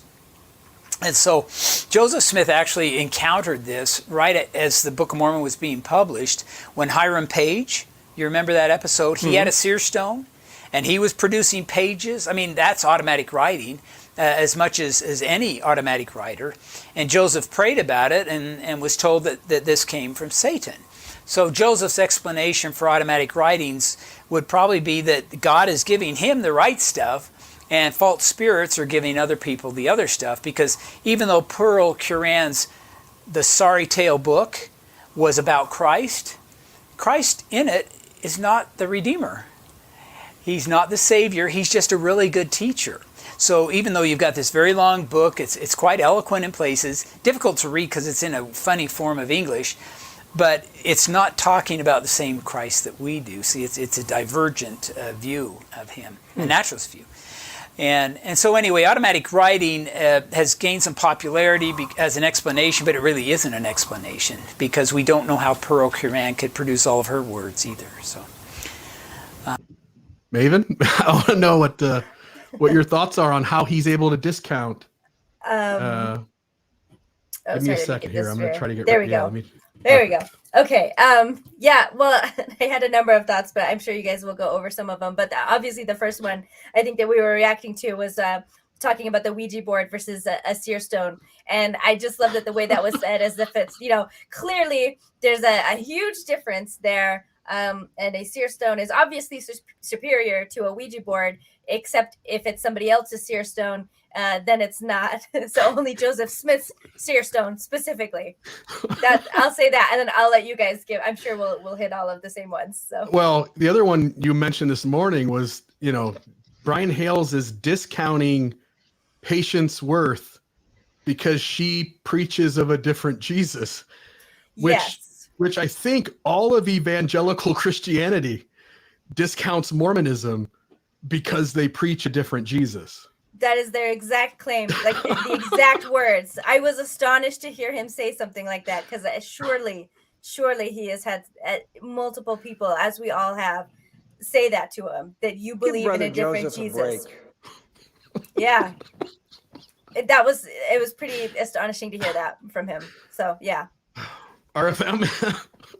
Yeah, this is the part that I heard on the well, I was playing it in the truck, this podcast. It was over a year ago. I was listening to Gospel Tangents with Rick Bennett, and I was listening to this. And I swear he said this stuff. This is Brian Hales saying what we just played. I almost drove the truck off the road. I was so shocked by what I was hearing. And I thought, did he really say what I think he just saw? Because I am, paying attention to driving. And I got to where I was going, and I went back and I listened to it again. I went, oh my gosh, he did actually say what it is that I thought he was saying. Because first off, his main point is that saying that the Book of Mormon is produced in the same way as automatic writing. Okay, we're going to totally disregard the fact. He agrees with that. Well, it's similar. It's similar, right? This is the old thing of if it looks like a duck and walks like a duck and quacks like a duck, then it's probably a duck. Then it's Satan, right?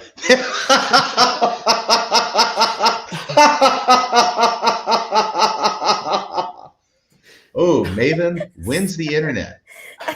That was a good one. But yeah, because you would think that it would be the same. And to his credit, Brian Hales knows the literature. He also knows this entire article that we've just been going through. He has to. He's written about the subject. He knows the similarities. He knows how identical they are.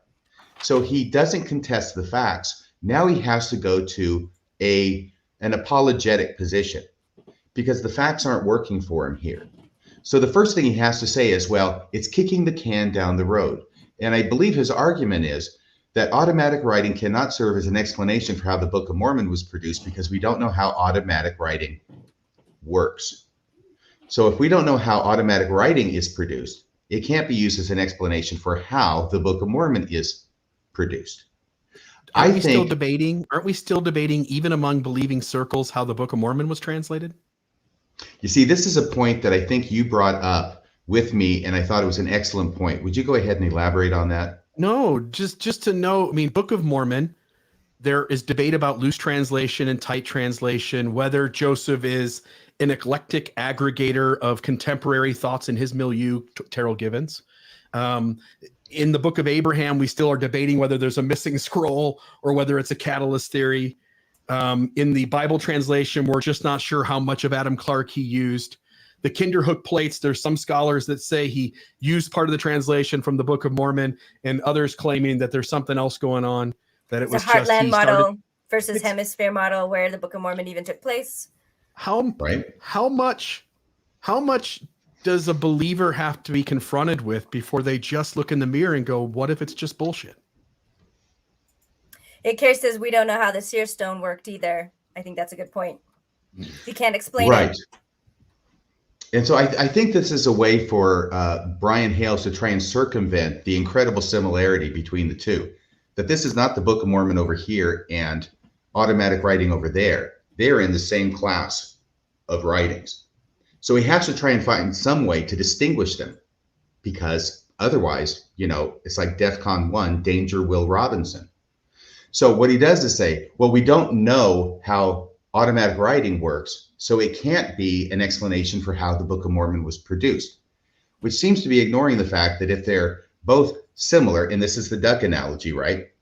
If they both look like a duck and they act like a duck, they walk like a duck, they quack like a duck, then they're probably both similarly produced. You don't have to know how one is produced to be led by the overwhelming similarities between the productions to say that if they're so similar, then regardless of how automatic writing is produced, it's likely to be the same or similar to how the Book of Mormon was produced. The analogy that I came up with for this was, let's just say we find people on the moon one day. And they're people, they're Earth people, they're not aliens, they're just Earth people who are on the moon. And then somebody comes along whose name may or may not be Brian, and he makes the claim that God must have put these people on the moon because there's no other explanation for how it is that these people could be on the moon. And then somebody else comes along, and we'll just say that person's name is Bill, okay? And Bill says, well, wait a second, Brian, I think there's been a long history, at least going back to the 1960s, of spacecraft going from the Earth to the moon and people getting out and walking around on the moon. So we've had a series of these. So isn't that more likely to be the explanation for why we find people on the moon today? At which point Brian would say, well, Bill, do you know all the details of how it is that the Apollo missions worked, and the rockets, and Cape Kennedy, first Cape Canaveral, then Cape Kennedy, and all those things? Do you know how that works? And Bill says, no, I don't. And so then Brian, sensing triumph, declares, well, if you don't know how people got to the moon in those space missions, which I acknowledge happened, then that cannot serve as an explanation for how it is that people are on the earth today, and God must have put them there. What are you pointing at, Bill? I was busy talking. Did Dan Vogel say something perspicacious as usual? Sorry, we're both trying to put it up. You're muted, Bill. Oh, I love to hear that. Bill, you're still muted. Bill. He's so into reading this that he doesn't even know that he's muted. Sorry. Dan is just simply saying the definition, meaning of what you just gave as an analogy. The appeal to ignorance is a fallacy based on the assumption that a statement must be true if it cannot be proven false. Is that what that means? I didn't remember muting myself. Sorry. I know. Well, it was probably in your subconscious. I was automatic writing then. So that's my idea. And then he has to go to a different Jesus like you just talked about, right? This is the part where I actually almost drove the truck off the road. Because I thought, wait a second. All of a sudden, now you're talking about what the content is of the automatic writing. Because that's not what we were talking about before this. What we're talking about is voluminous works beyond the ability of the person who is ostensibly producing it, being beyond their capacity to produce. That's what I thought we were talking about. Now Brian wants to shift it once again, because I think he has to, in order to try and distinguish the Book of Mormon and say, well, Patience Worth's The Sorry Tale talks about Jesus, just like the Book of Mormon, but it's a different Jesus. And so therefore, it can't be from God. I mean, it's a very strange kind of thing. He goes from trying to be objective, and when objective doesn't work, he shifts seamlessly to the subjective. And the Book of Mormon teaching about Jesus is superior. It's the one that's true based upon what he doesn't say. It's just different. And therefore, he tries to distinguish it. Now, that is a distinction, but within the context of this conversation, I respectfully submit that it is a distinction without a difference. I wanted to just jump in here real quick.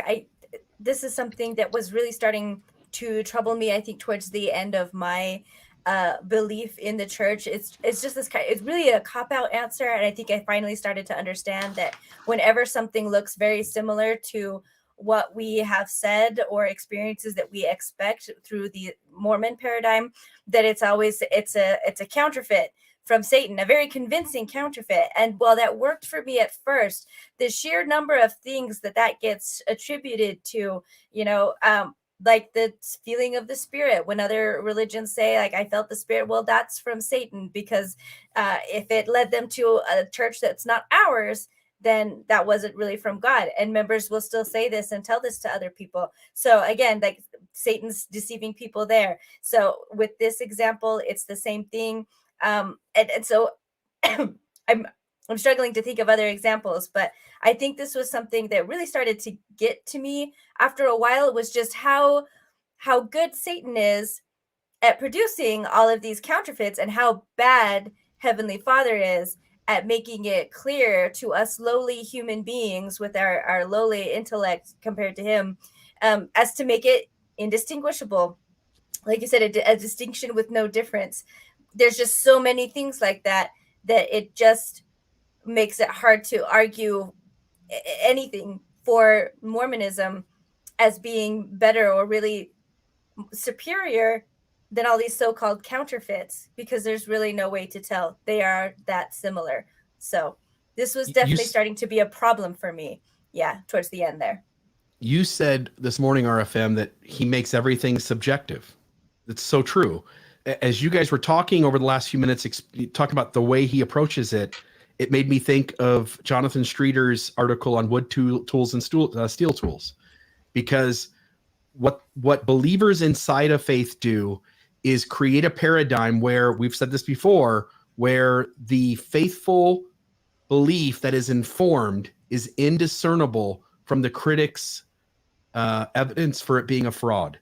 And in this way, Brian Hales is deeply making Patience Worth's automatic writing indiscernible. If that's fraud and the Book of Mormon's true, he's agreeing that all the facts overlap, but he then makes it subjective, and he makes it so that it is indiscernible one from the other. Like, we're going to believe this one, we're going to disbelieve that one, and I have a subjective reason for why I do so. And the final thing that he does is he engages in a bit of mind reading, which I would presume he finds objectionable when Fawn Brody does it in her biography of Joseph Smith. But he's going to do mind reading on Joseph Smith as well. And he's going to say that he thinks that what Joseph Smith would say is that these other examples of automatic writing were given by Satan or evil spirits, and that his version of automatic writing, i.e. the Book of Mormon or other things that he produced, he being Joseph Smith, they were given from God. And you can't get more subjective than that. It boils down to my automatic writing, good, your automatic writing, bad. Yeah. I wanted to, and if you don't mind. Stone. Sorry. What's that? Oh, I said someone had posted earlier, my seer stone is better than your seer stone. Yeah. Oh yeah, they were definitely, Joseph Smith was suffering from seer stone envy, I think.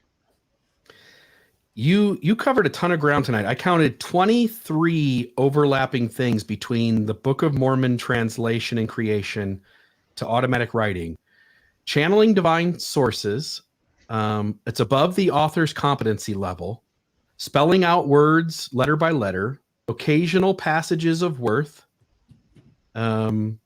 These productions are awe-striking. They give people a sense of awe. There's something wondrous about them, right?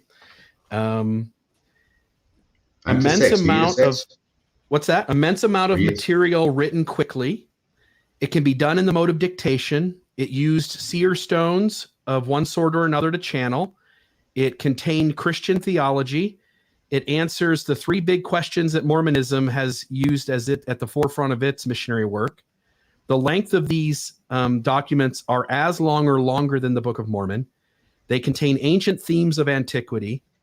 The author was able to pick up where they left off after being interrupted. Others find these productions believable, and something we left off, but I want to combine. I have a separate number, but we can combine it with that one. There are people even today who have received a spiritual witness of these productions and continue to use them as the backdrop of their religiosity. So there's that. There was an intended world audience for some of these works. They were less connected to contemporary material. In other words, Book of Mormon can be shown to be much more proven to be 19th century looking than some of these. Lack of education on the part of the author, accuracy of details in things written about a foreign land or foreign time, able to describe that foreign land, foreign time, less degree of anachronisms, which Maven pointed out, moves away from the stone to just being able to dictate directly without a prompt or a catalyst. They were either about Christ or in the voice of Christ. Remember, the one person claimed to be Christ. And that's it. Those should be all of them. Well, that's an impressive list. I'm glad you were taking notes there, Bill. I do have to note that there are 23 pairs of genomes, I think, in the human, what is it, human DNA? Let me see here. Yeah, yes, that's 23 right. pairs of chromosomes. Coincidence? I think not. And then, do we have some calls yet, Bill? Oh, I hope so. I hope so, because we're out of material. Although we could go on. We do have one. Let me put it up on the screen. Is his name Brian? I just want to say before we get there real quick, I just wanted to post this up. Mark was asking about my shirt. I did talk about it at the beginning of the show, but I'll go ahead. I'm happy to plug Exmo Shirts again, which is where I got this, and also who has our Mormonism live shirts as well. And I'll put that in the comments. And I'm how to say that you've been right now. how to say you haven't been watching the show from the beginning without saying that you haven't been watching the show from the beginning. Thanks, Mark. There you are. All right. So I believe on the phone line we have Alpha. Is that the name? Hello? Last name Romero. Let's try this again. Can you hear me? Yeah, I can now. Can you guys hear? Awesome. Yep. Continue, my friend. You're on Mormonism Live. Yeah, actually, Rafa, like Rafael, Rafa. Yeah. Gotcha. Sorry. No problem. I'm in a car. It dictates like automatic writing, but it doesn't do that good. He's in an Alfa Romero right now. So I have two questions. I don't know if you have time for both of them, but I'll just try one of them for now. So earlier, RFM was talking about the courses, like the 12 courses he taught in like defending the faith and everything.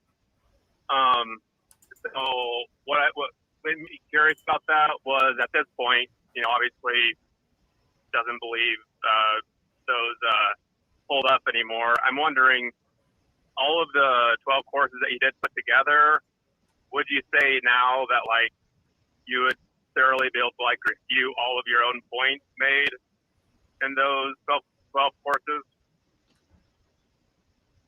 Okay, that's the question, Raphael? The first one. Okay. Yeah, that's the question. Yeah. All right. Well, so that you know, not all 12, but almost all of them, 1 through 11, have been posted at Radio Free Mormon over the years because I taped them. And I was able to get technology and stuff to be able to convert those over to MP3, blah, blah, blah, and put them up under the Radio Free Mormon. The audio is not the best. It is cassette tape from 1989. You can listen to 1 through 11. 12, unfortunately, is gone with the Schwinn. So there is no 12. There is no final episode or final class at the Institute. I think I did a really good job. I think I did the best job that reasonably could be done in defending the faith. Without going into them specifically, I think it's obvious that that was not enough to keep me a believing member of the church for more than 40 years, although it kept me a believing member of the church for 39. Yeah. Well, I guess what I mean is that, like, yeah, I understand. I believe that, you did a good job with them. But what I'm saying is, like, despite how well you may have written them, would you say at this point now, being on the other side, that you would be able to refute? I don't know about refuting, because so much of what I did, there's a mix of things, but a lot of it has to do with scriptural exegesis and Bible bashing and showing how our interpretation of the Bible is superior to those born-again Christians or other Christians who don't share our beliefs. Not all of it was that, but a substantial portion was. And I still think that Mormonism does a pretty good job in accounting for Bible passages. I think a lot of them get misused, and I probably misused some of them. But the fact that I believe that the Book of Mormon does a good job of accounting for more Bible passages better than perhaps other Christian religions do. And I'm not saying all of them, and I'm not saying there's none that other Christians don't do better with. But I'm just saying that all of that really doesn't amount to a hill of beans in this crazy world as far as determining what actual truth is. Did that come close to answering a part of your question?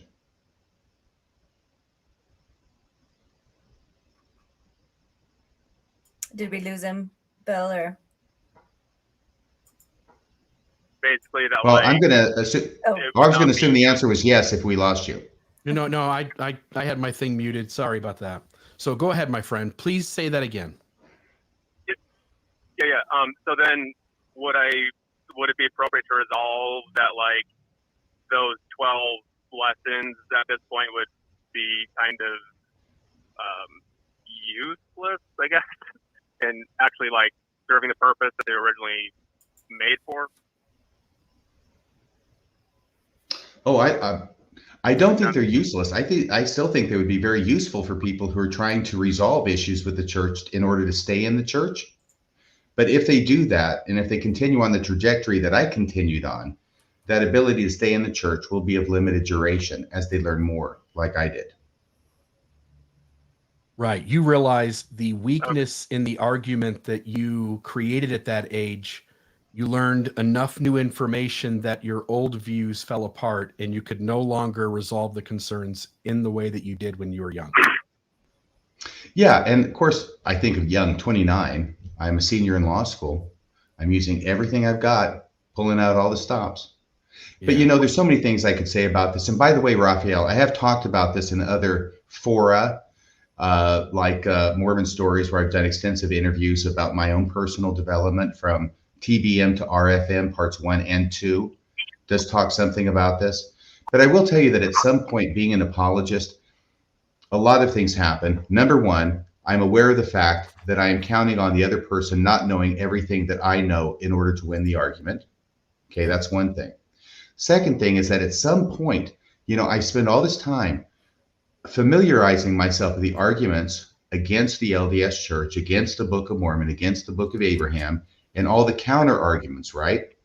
That takes a lot of time. For me, it took 10 years. And at some point, it began to dawn on me, why are there so many problems that have to be responded to? And it becomes a matter of too many excuses and not enough time. Yeah. Too many counterfeits. Sorry if that was kind of off topic. Actually, my other question is more on topic, but yeah, I won't take any more time if you guys have another call. We've got two other ones, but what do you guys think? I want to hear fine, an on-topic question. As long as your second question is to Maven. Oh, okay. I'm not the researcher on this. More on topic. Yeah. Please. So go ahead. The second question is, when you talk about what was it? Patience. What was her name again? Patience Worth. Patience Worth. There you go. It sounds like it's kind of like a pen name in a way, but maybe a little bit more elevated, given that there's a lot of things that she said that maybe the original author wouldn't say. It kind of makes me think of Richard Bachman. If you guys have heard of that, the pen name of Stephen King. Sure.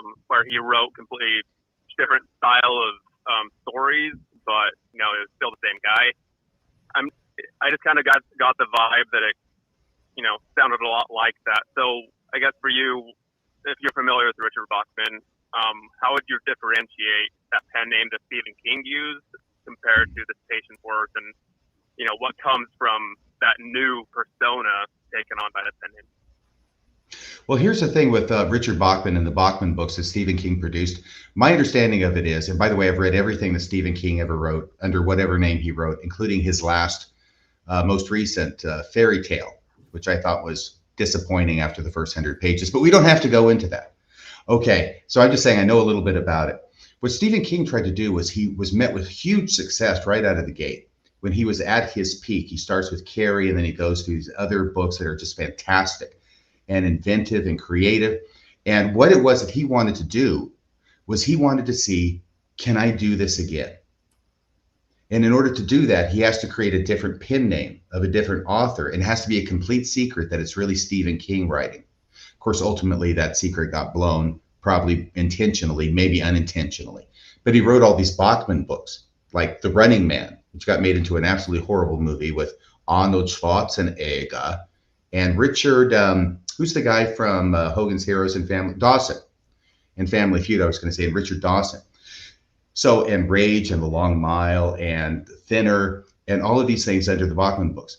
And eventually Stephen King kills off Richard Bachman at the end of the 1980s in The Dark Half, you may recall.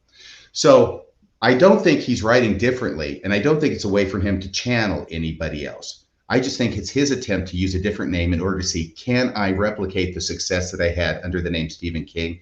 And I think to a certain measure he did, but not as much. That's my take on it. What do you think, Bill? Yeah, I don't know much about Stephen King. My mom read a lot of his books. My favorite Stephen King story is the short story where the kid who gets made fun of because he's overweight drinks a bunch of eggs and castor oil and then throws up blueberry pie at the pie eating contest. And that short story was used by Stephen King in the movie Stand By Me in the middle of another story written by, I believe, him. But those were two different stories made into one movie. Well, Stephen King produced four short stories that were in one volume called Different Seasons. And I think it's the first one that's called The Body, which was made into the movie Stand By Me. And I think that story is being told by a character in the body, which does make its way into the movie. I think it's from the same book. I'm no Stephen King expert. I'm no Bachman expert for that matter. I did want to talk about the caller called kind of a lofty name, and I thought that as well. Patience Worth. That is quite the name for a lady. Not that it's impossible. Women are often named after virtues, patience, chastity for the really unfortunate ones, faithful, etc. Yeah. So, but I guess it's the combination of patience being the first name and Worth being the second name. I did also find that kind of interesting and a bit lofty. I also think that, especially with as far as we've gotten with genealogical research, I really, really think that it shouldn't be too much of a stretch that if Patience Worth was a real person in the 17th century, that perhaps some records could be found of her. If she was from England, I don't know. That was a thought I had. It's just, I wonder if there's a Patience Worth somewhere that would maybe match. That's all I've got. Sure, a good Mormon genealogist can find that. If there is, it proves the sorry tale to be true, and if there isn't, it proves the sorry tale to be true, because the absence of evidence is not the evidence. No, the evidence of absence is not the absence of evidence, my dear Watson. Especially if I get goosebumps on my arm or the back of my neck, then I know it's true. All right, next call is Michael. By the way, before you jump on, I just want to note that today in that comment thread on Radio Free Mormon's Facebook page, Brian Hales, who, by the way, is, I think, an anesthesiologist, if I'm not mistaken. And he had Don Bradley do a ton of research. He paid Don Bradley to go out and about and collect all the data on polygamy. Then Brian Hales collects that into books. And so I'm not saying Brian calls himself a scholar. I don't know if he does or not. I'm going to say that as much as Brian Hales is a scholar, you and I are scholars. Maven, you're probably a scholar too, right there, right? Maybe a couple more years if you... So, but my point being is that today in that Facebook page, by the way, I don't mean that in terms of the information, I'm talking about the years spent doing it, right? The Facebook page, Brian Hales seemed to think that you were me. This is a guy who seems to be intimately aware of the arguments that go on online. He puts himself out there as an expert in addressing the critics' takes. And he seemed to confuse Radio Free Mormon as being Bill Reel, and 2 minutes of research would show that you and I are both on the screen at the same time. Yes, but I'm recorded in a delayed fashion, and then it just synced to make it look like we're actually talking to each other. Right. No, that part did confuse me a bit. I think it's kind of, off to the side, but I had thought that you must have posted that on your Facebook page and then put it on my Facebook page, and I'm seeing the comments from your Facebook page being replicated on my Facebook page. That's what I thought. But apparently he didn't know that I'm RFM and that you're Bill Reel, and that never the twain shall meet. Radio Free Mormon. Hi, Bill. Oh, yeah, that's right. This was what I said. I find this is about the only thing I said. And I didn't even know this was going on. I saw you put the thumbnail up, and I'm doing other things throughout the day. And all of a sudden I look back there and it's gone. We had more comments on the thumbnail advertising the show than we usually have on a show.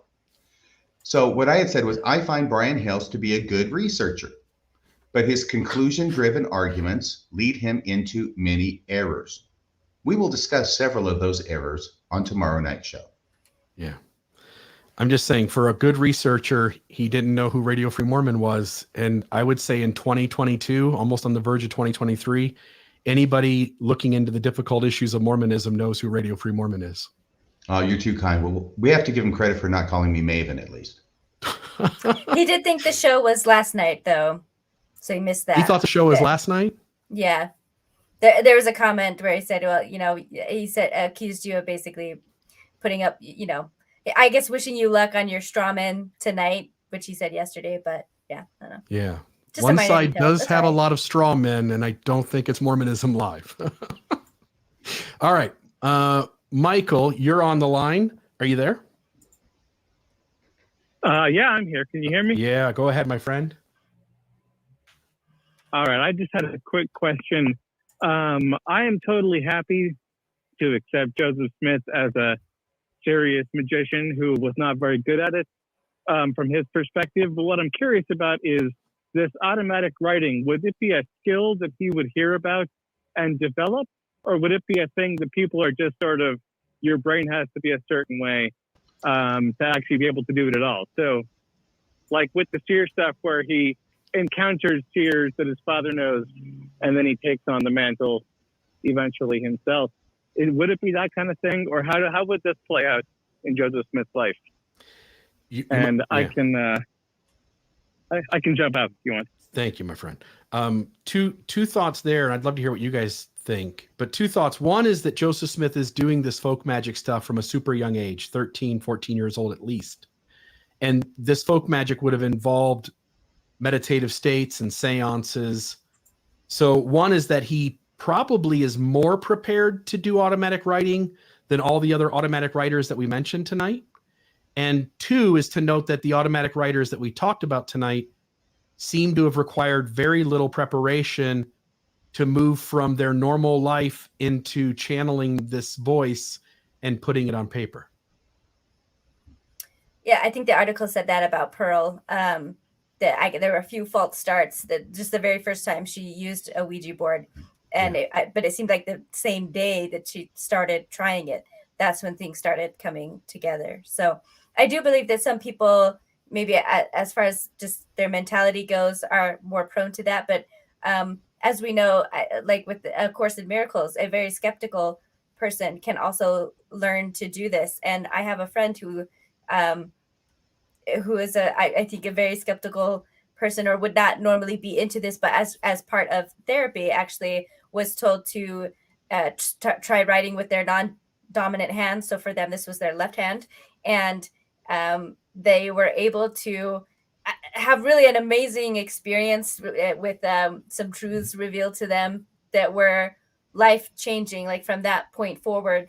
And I believe it was just, tapping into their own subconscious. And so, it is used in therapy. And I think that is something that you could do to try to tap into yourself as well. So I think even a skeptical person absolutely can tap into this under the right circumstances, and maybe with the right medium. So yeah, maybe the left-hand writing won't work for you, but maybe a Ouija board would, or some other kind of way.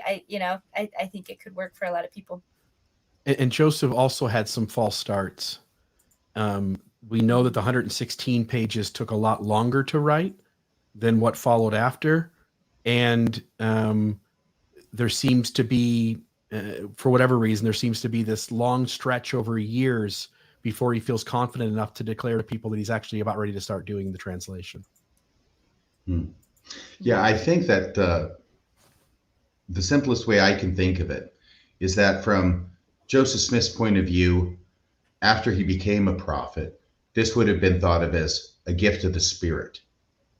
So it's something that's bestowed on people as God wishes. I think that from Joseph Smith before he became a prophet, it probably might have been considered a knack. You have a knack for things. We still use that expression today. We have a knack for this, we have a knack for that. It's just something that we're intuitively and innately good at, and there's no reason that we should be. It's something that we're good at without trying or studying. And we all have those different things. We sometimes call those talents in the LDS Church. But I expect that this is just something that Joseph Smith had as a knack. And it's possible that believing you have this knack is half the journey toward actually achieving it. I don't know that for sure, but I think that's got to play a role. It also seems in the folks that we covered tonight, the moment they felt competent in what they were doing, they could just flourish. It just took off. And so I think it speaks to exactly what you're just saying. One more thing.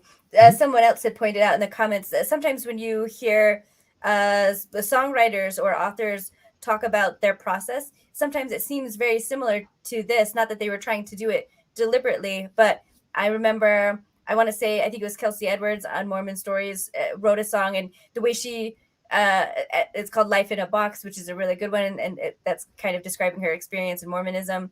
And so she said it was just just kind of came to her quickly and it needed to get out. And so these are very common kinds of experiences I've heard from other artists as well. And that was something that I also just to go along with that last question, made me think of that. I think sometimes without trying a specific strategy at all, sometimes the thoughts just flow and they come out, and we get songs, we get poems, we get books, we get all kinds of wonderful things from it. So, and it's just not always something that you can predict. So, yeah. Yeah, love it. Right. And the person, Scott Dunn, who wrote this article also talks about that. We didn't go into it tonight. But surprisingly to me, one example of what would otherwise be considered to be a channeled kind of text, where the words are just coming and the author's rushing to keep up with this inspiration that's coming through them, is Jane Eyre by Charlotte Bronte, who describes it this way. And what Scott Dunn suggests is that those might indeed be classed as automatic writing, except for the fact that the authors took credit for it and didn't ascribe it to somebody outside of them, at least not specific person, such as Seth or Patience Worth. Isn't your hunch that there are probably numerous works out there that have had sort of this style that's created them? I just know for a fact that in terms of like creating outlines for episodes that I've done in the past, or the ones you've done, I'm sure, RFM, where you just feel like your brain just is on another gear suddenly, and you just can connect dots and find the things you need and put it all together in a way that for other episodes seems extremely difficult. I think the Star Spangled Banner, is that the one I'm thinking of? I can't remember, but I think it might have been that one. That was just like all given to the person. I think it was Francis Scott Key who wrote it, but I'm not sure it's that one. It was some kind of patriotic hymn, and I can't remember exactly which one, but it's all delivered. And if I can find this place in here, Robert Graves. If anybody knows who Robert Graves was, he was a very famous author. He wrote I, Claudius. Does that strike any bells? Okay, I thought it would. So, but he had an experience. What? I said not for me, but I'm sure in the chat. Let me get rid of that. Let me just look this up. Okay. While you're looking that up, I know J.K. Rowling, I know she doesn't, like, when she was writing Harry Potter, she is taking credit for it, obviously, overall, but I think I recall her saying something about just, the whole starting to write it on the back of a napkin, that she just saw this little boy, Harry, and just, it seems like that kind of the catalyst to Harry Potter was something that came to her as if it was like a different person, or she was seeing this boy and just getting this information about him. So, yeah. Right, I'm putting up chats from other people with other, works that seem to come up this way. The White Goddess is exactly the one, Backyard Professor. That's the one he received as a channeled text. Here's what it says first off about Jane Eyre. Of course, channeled texts are not the only form of automatic writing. Indeed, a number of well-known works of literature came into being through this method. Charlotte Bronte, for example, is said to have written her masterpieces, Villette and Jane Eyre, in a steady stream with her eyes shut. Calling her a trance writer, critics Sandra M. Gilbert and Susan Gubar quote entries from Bronte's journals that describe visionary experiences and moments of divine leisure in which the stream of thought, these are her words, the stream of thought came flowing free and calm along its channel. Perhaps alluding to a similar process, the visionary William Blake wrote that his lengthy poem, Jerusalem, was dictated to him. Similarly, the English poet A.E. Housman once noted that entire stanzas of poetry would come into his mind all at once. And now we're going to get to Robert Graves. Still another well-known poet to compose material in this fashion is Robert Graves, who once related that while working on a historical novel, a sudden overwhelming obsession interrupted me. So he's working on a historical novel. It gets interrupted with this sudden overwhelming obsession. It took the form of an unsolicited enlightenment on a subject I knew almost nothing of. And this is Robert Graves speaking about the experience, or writing about it. My mind worked at such a furious rate all night, as well as all the next day, that my pen found it difficult to keep pace with the flow of thought. Within 3 weeks, I had written a 70,000-word book about an ancient Mediterranean moon goddess. And this was later published as The White Goddess. And then he does conclude, this is Scott C. Dunn saying, no doubt the reason such literary works are seldom connected with spiritual phenomena is that unlike channeled texts, the authors rarely claim that the works were composed by anyone other than themselves. But there's a huge overlap. Oh, we've got your song, RFM. It's America the Beautiful. Tim. Thank you so much. Thank you, Tim Rathbone. And Jane Eyre was written extremely quickly as well, if I remember right. I remember reading in the thing we were talking about this morning that the eyes closed, but I think there was also a note of how many days it took her, and it was something done pretty quickly. Yeah, so this does happen. I mean, this is where the idea of a muse comes from, that they're frequently authors and musicians have experiences where the ideas and the words seem to come from outside of them. So they attribute it to something that's outside of them, and that's called the muse, right? Oh, for a muse of fire that would ascend the brightest heaven of invention. So you've got a muse. Stephen King, if we're going to go back to him, once wrote a short story trying to answer the question of where he gets all of his ideas for his stories. And he characterized it as a little gremlin that lived in his typewriter. So it's just this idea that authors and people with this creative knack or gift of the spirit, frequently it seems so foreign to them, it seems to be coming from outside of them to the degree that they will create an idea of something outside of them to attribute it to. Yeah. I wrote my Mormon rap song in about 20 minutes. That long? Oh, you're muted. Thank goodness. I can only imagine what he's saying. I just said it took me about 20 minutes to write it, and you said that long, and I said, yep, that long. We've got our last caller. It is Tim. Where's Brian? That's what I want to know. Brian, where are you? Come to my arms, my beamish boy. I don't think Brian really He's wants to hiding have under this a rock. conversation out loud in front of people. So, Tim, you're on Mormonism Live. Go ahead, my friend. You're welcome, RFM, and I just wanted to share a conversation I had with Dean Jesse back in 1984 at BYU when he was in the historical department. This is Tim Rathbone? Okay, so you're talking with Dean Jesse. Yeah. Cool. I took a class from Dean, editing historical documents, and he shared with me a story that when they were in Salt Lake, Spencer Kimball or somebody brought him the seer stone that they had in the vault. There were 3 or 4 of them. And they asked him, Kimball personally asked Dean to see if he could figure out how to make it work. Because Spencer Kimball says, if Joseph could make these work, I should be able to make them work. And Dean studied up on scrying and all kinds of, I don't remember how many books he read, but he told me some of the titles. And he said, I couldn't get the things to work. Well, the problem is there's a little switch on the bottom. A prophet asked a historian to make the seer stone work. To figure out how it works. Yeah. That's fascinating. I love it.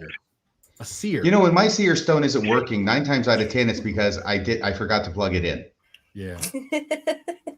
Right. Or I have to just shut it down and reboot the damn thing. That's a great story, Tim. If Dean would have figured it out, which one of the two would have been the seer? Right.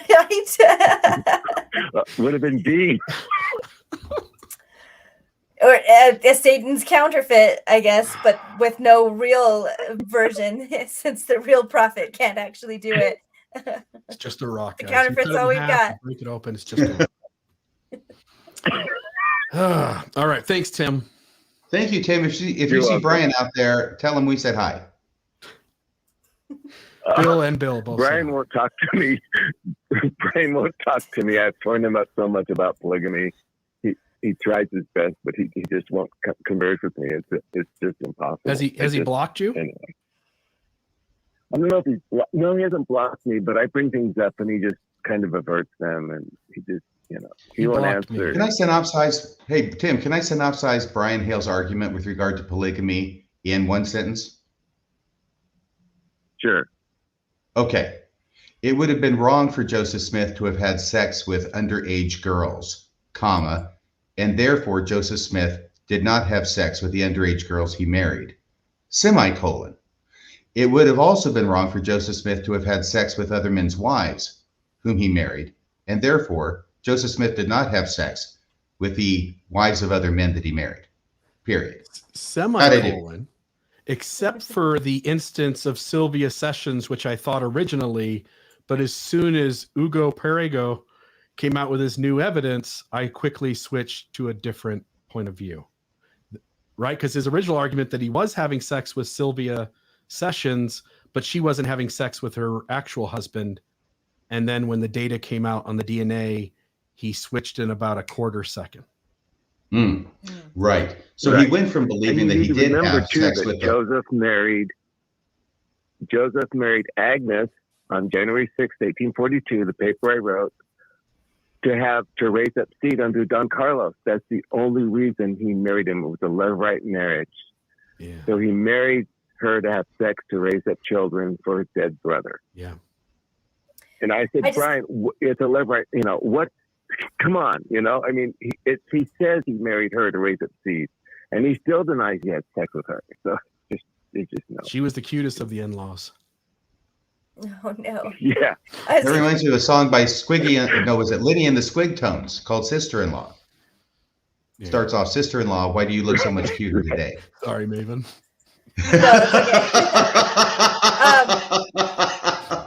I just wanted to say that I get this is another problem with the You're welcome. Thanks, Tim. Yeah, with the idea that Joseph Smith did not have sex with the women that we find it problematic for him to have sex with, specifically, is just that when we're talking about coercion, when we're talking about control, it's not just about the sex. It's always about more than that. And so I think Brian and others can argue all day long if they want to that Joseph did not have sex with the underage girls, but he did marry them.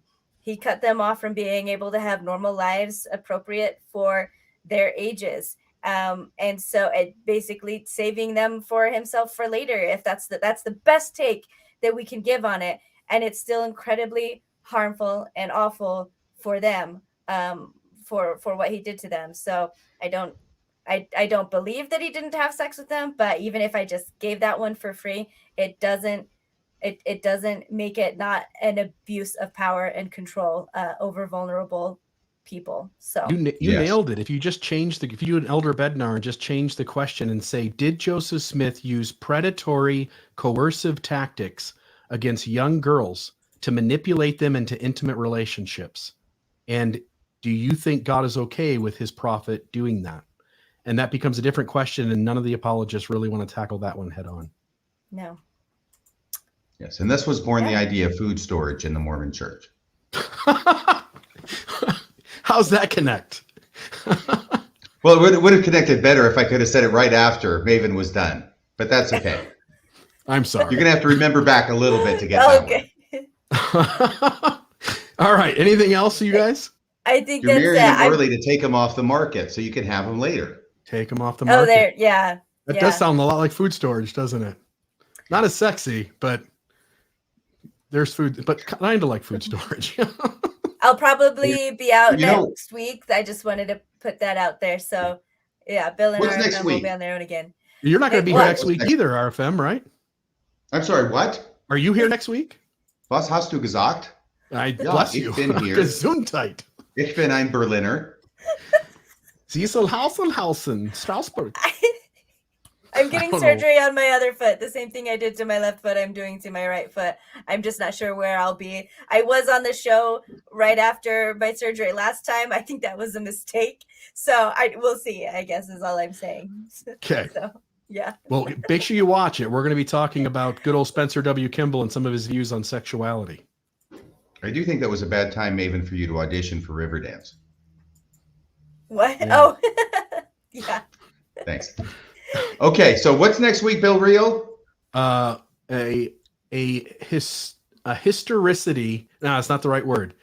A historical analysis of the LDS Church's views on sexuality, and it's going to be a little randy.